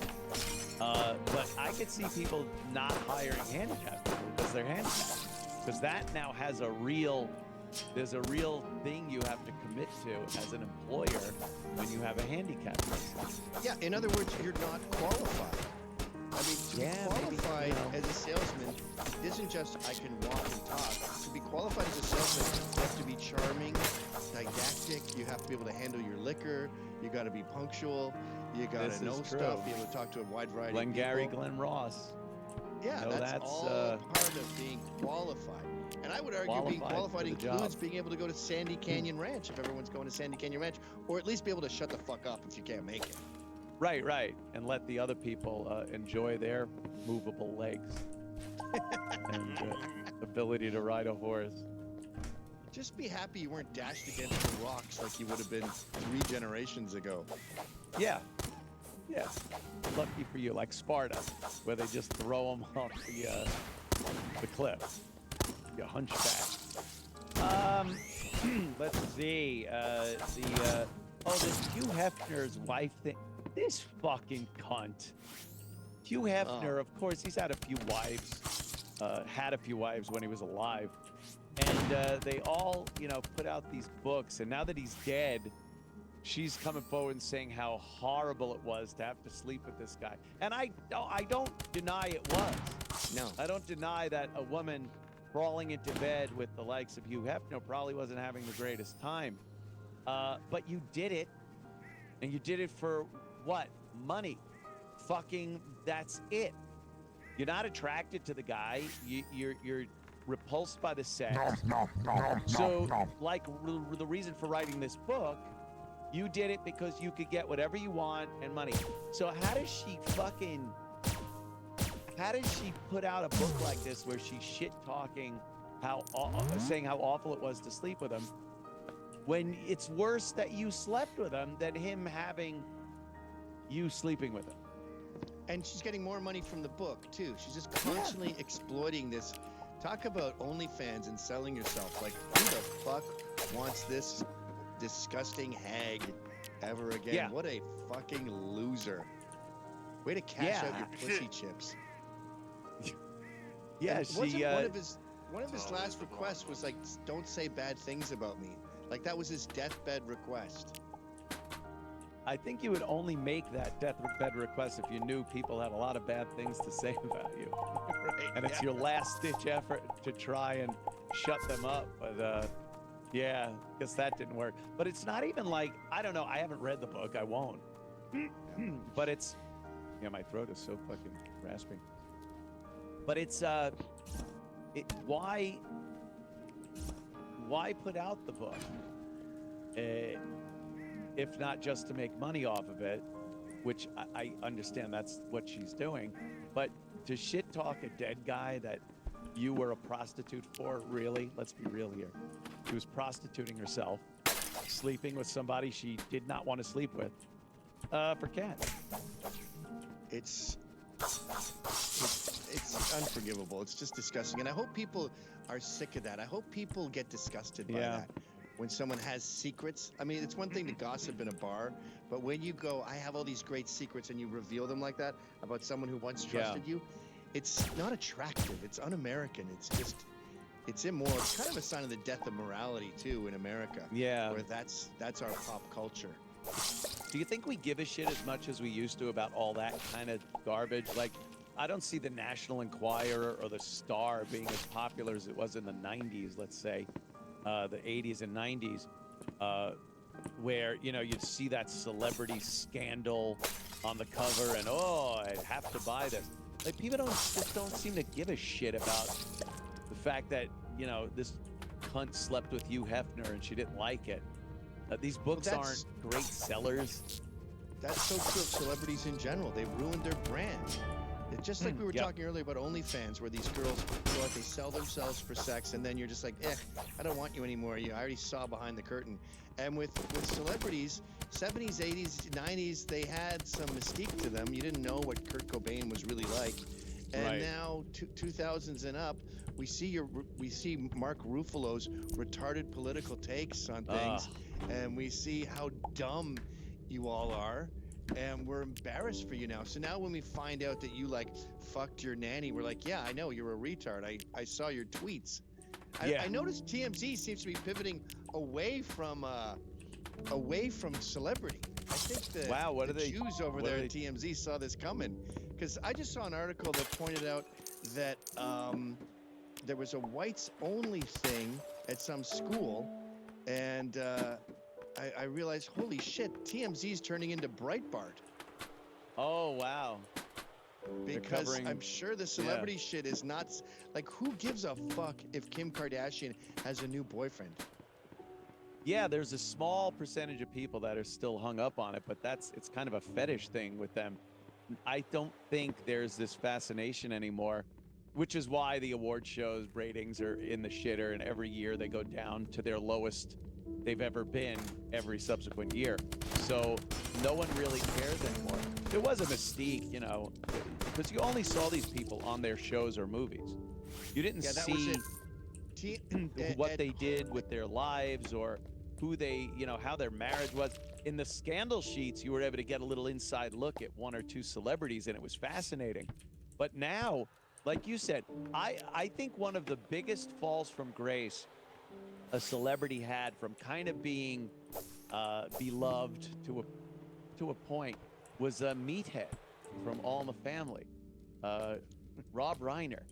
Like, Rob Reiner was someone you'd watch him and go, oh, that's funny.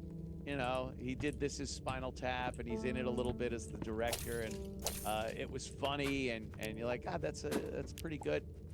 And now, I mean, I can't hear his name without just being disgusted at what a fucking dumb piece of shit this guy is. So, you know, you multiply that by quite a few celebrities, and you start getting so many people not wanting to see or hear from these motherfuckers anymore. We're at basically 100%.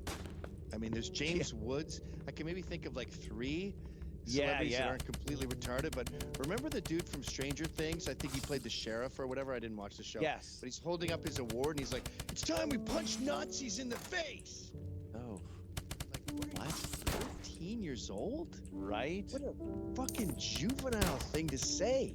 And then even Jim Gaffigan, who I used to respect, at least as a clean comic, he gets Trump derangement syndrome and starts talking dumb shit about how Trump's going to ruin the world. And you realize they're all gone. Like, back when we thought there was a person of consequence, and then you hear they're philandering, you're like, wow, this perfect person had a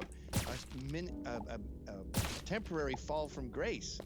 And you're like, no, dude, it's not a person of consequence. It's a shitbag theater kid who won the lottery and knows nothing. Is And this then you the go, clip okay. of the Nazi? Is this the Nazi clip where he says it? Let's bring that up. Of our predominantly narcissistic culture, and through our craft to cultivate a more empathetic and understanding society by revealing intimate truths that serve as a forceful reminder to folks that when they feel broken and afraid and tired, Theater they are kids. not alone. We are united in that we are all human beings and we are all together on this horrible, painful, joyous, exciting, and mysterious through the ride mill that of is Hollywood. being alive. She knows. Shut now, up. as we act in the continuing narrative of Stranger Things, we 1983 Midwesterners will repel bullies. We will shelter freaks and outcasts, those who have no home. We will Freaks and outcasts, they show a black the woman. lies. We will hunt monsters. And when we are at a loss amidst the hypocrisy and the casual violence of certain individuals. That's cool. Okay, this time make sure it goes off. Alright, bye.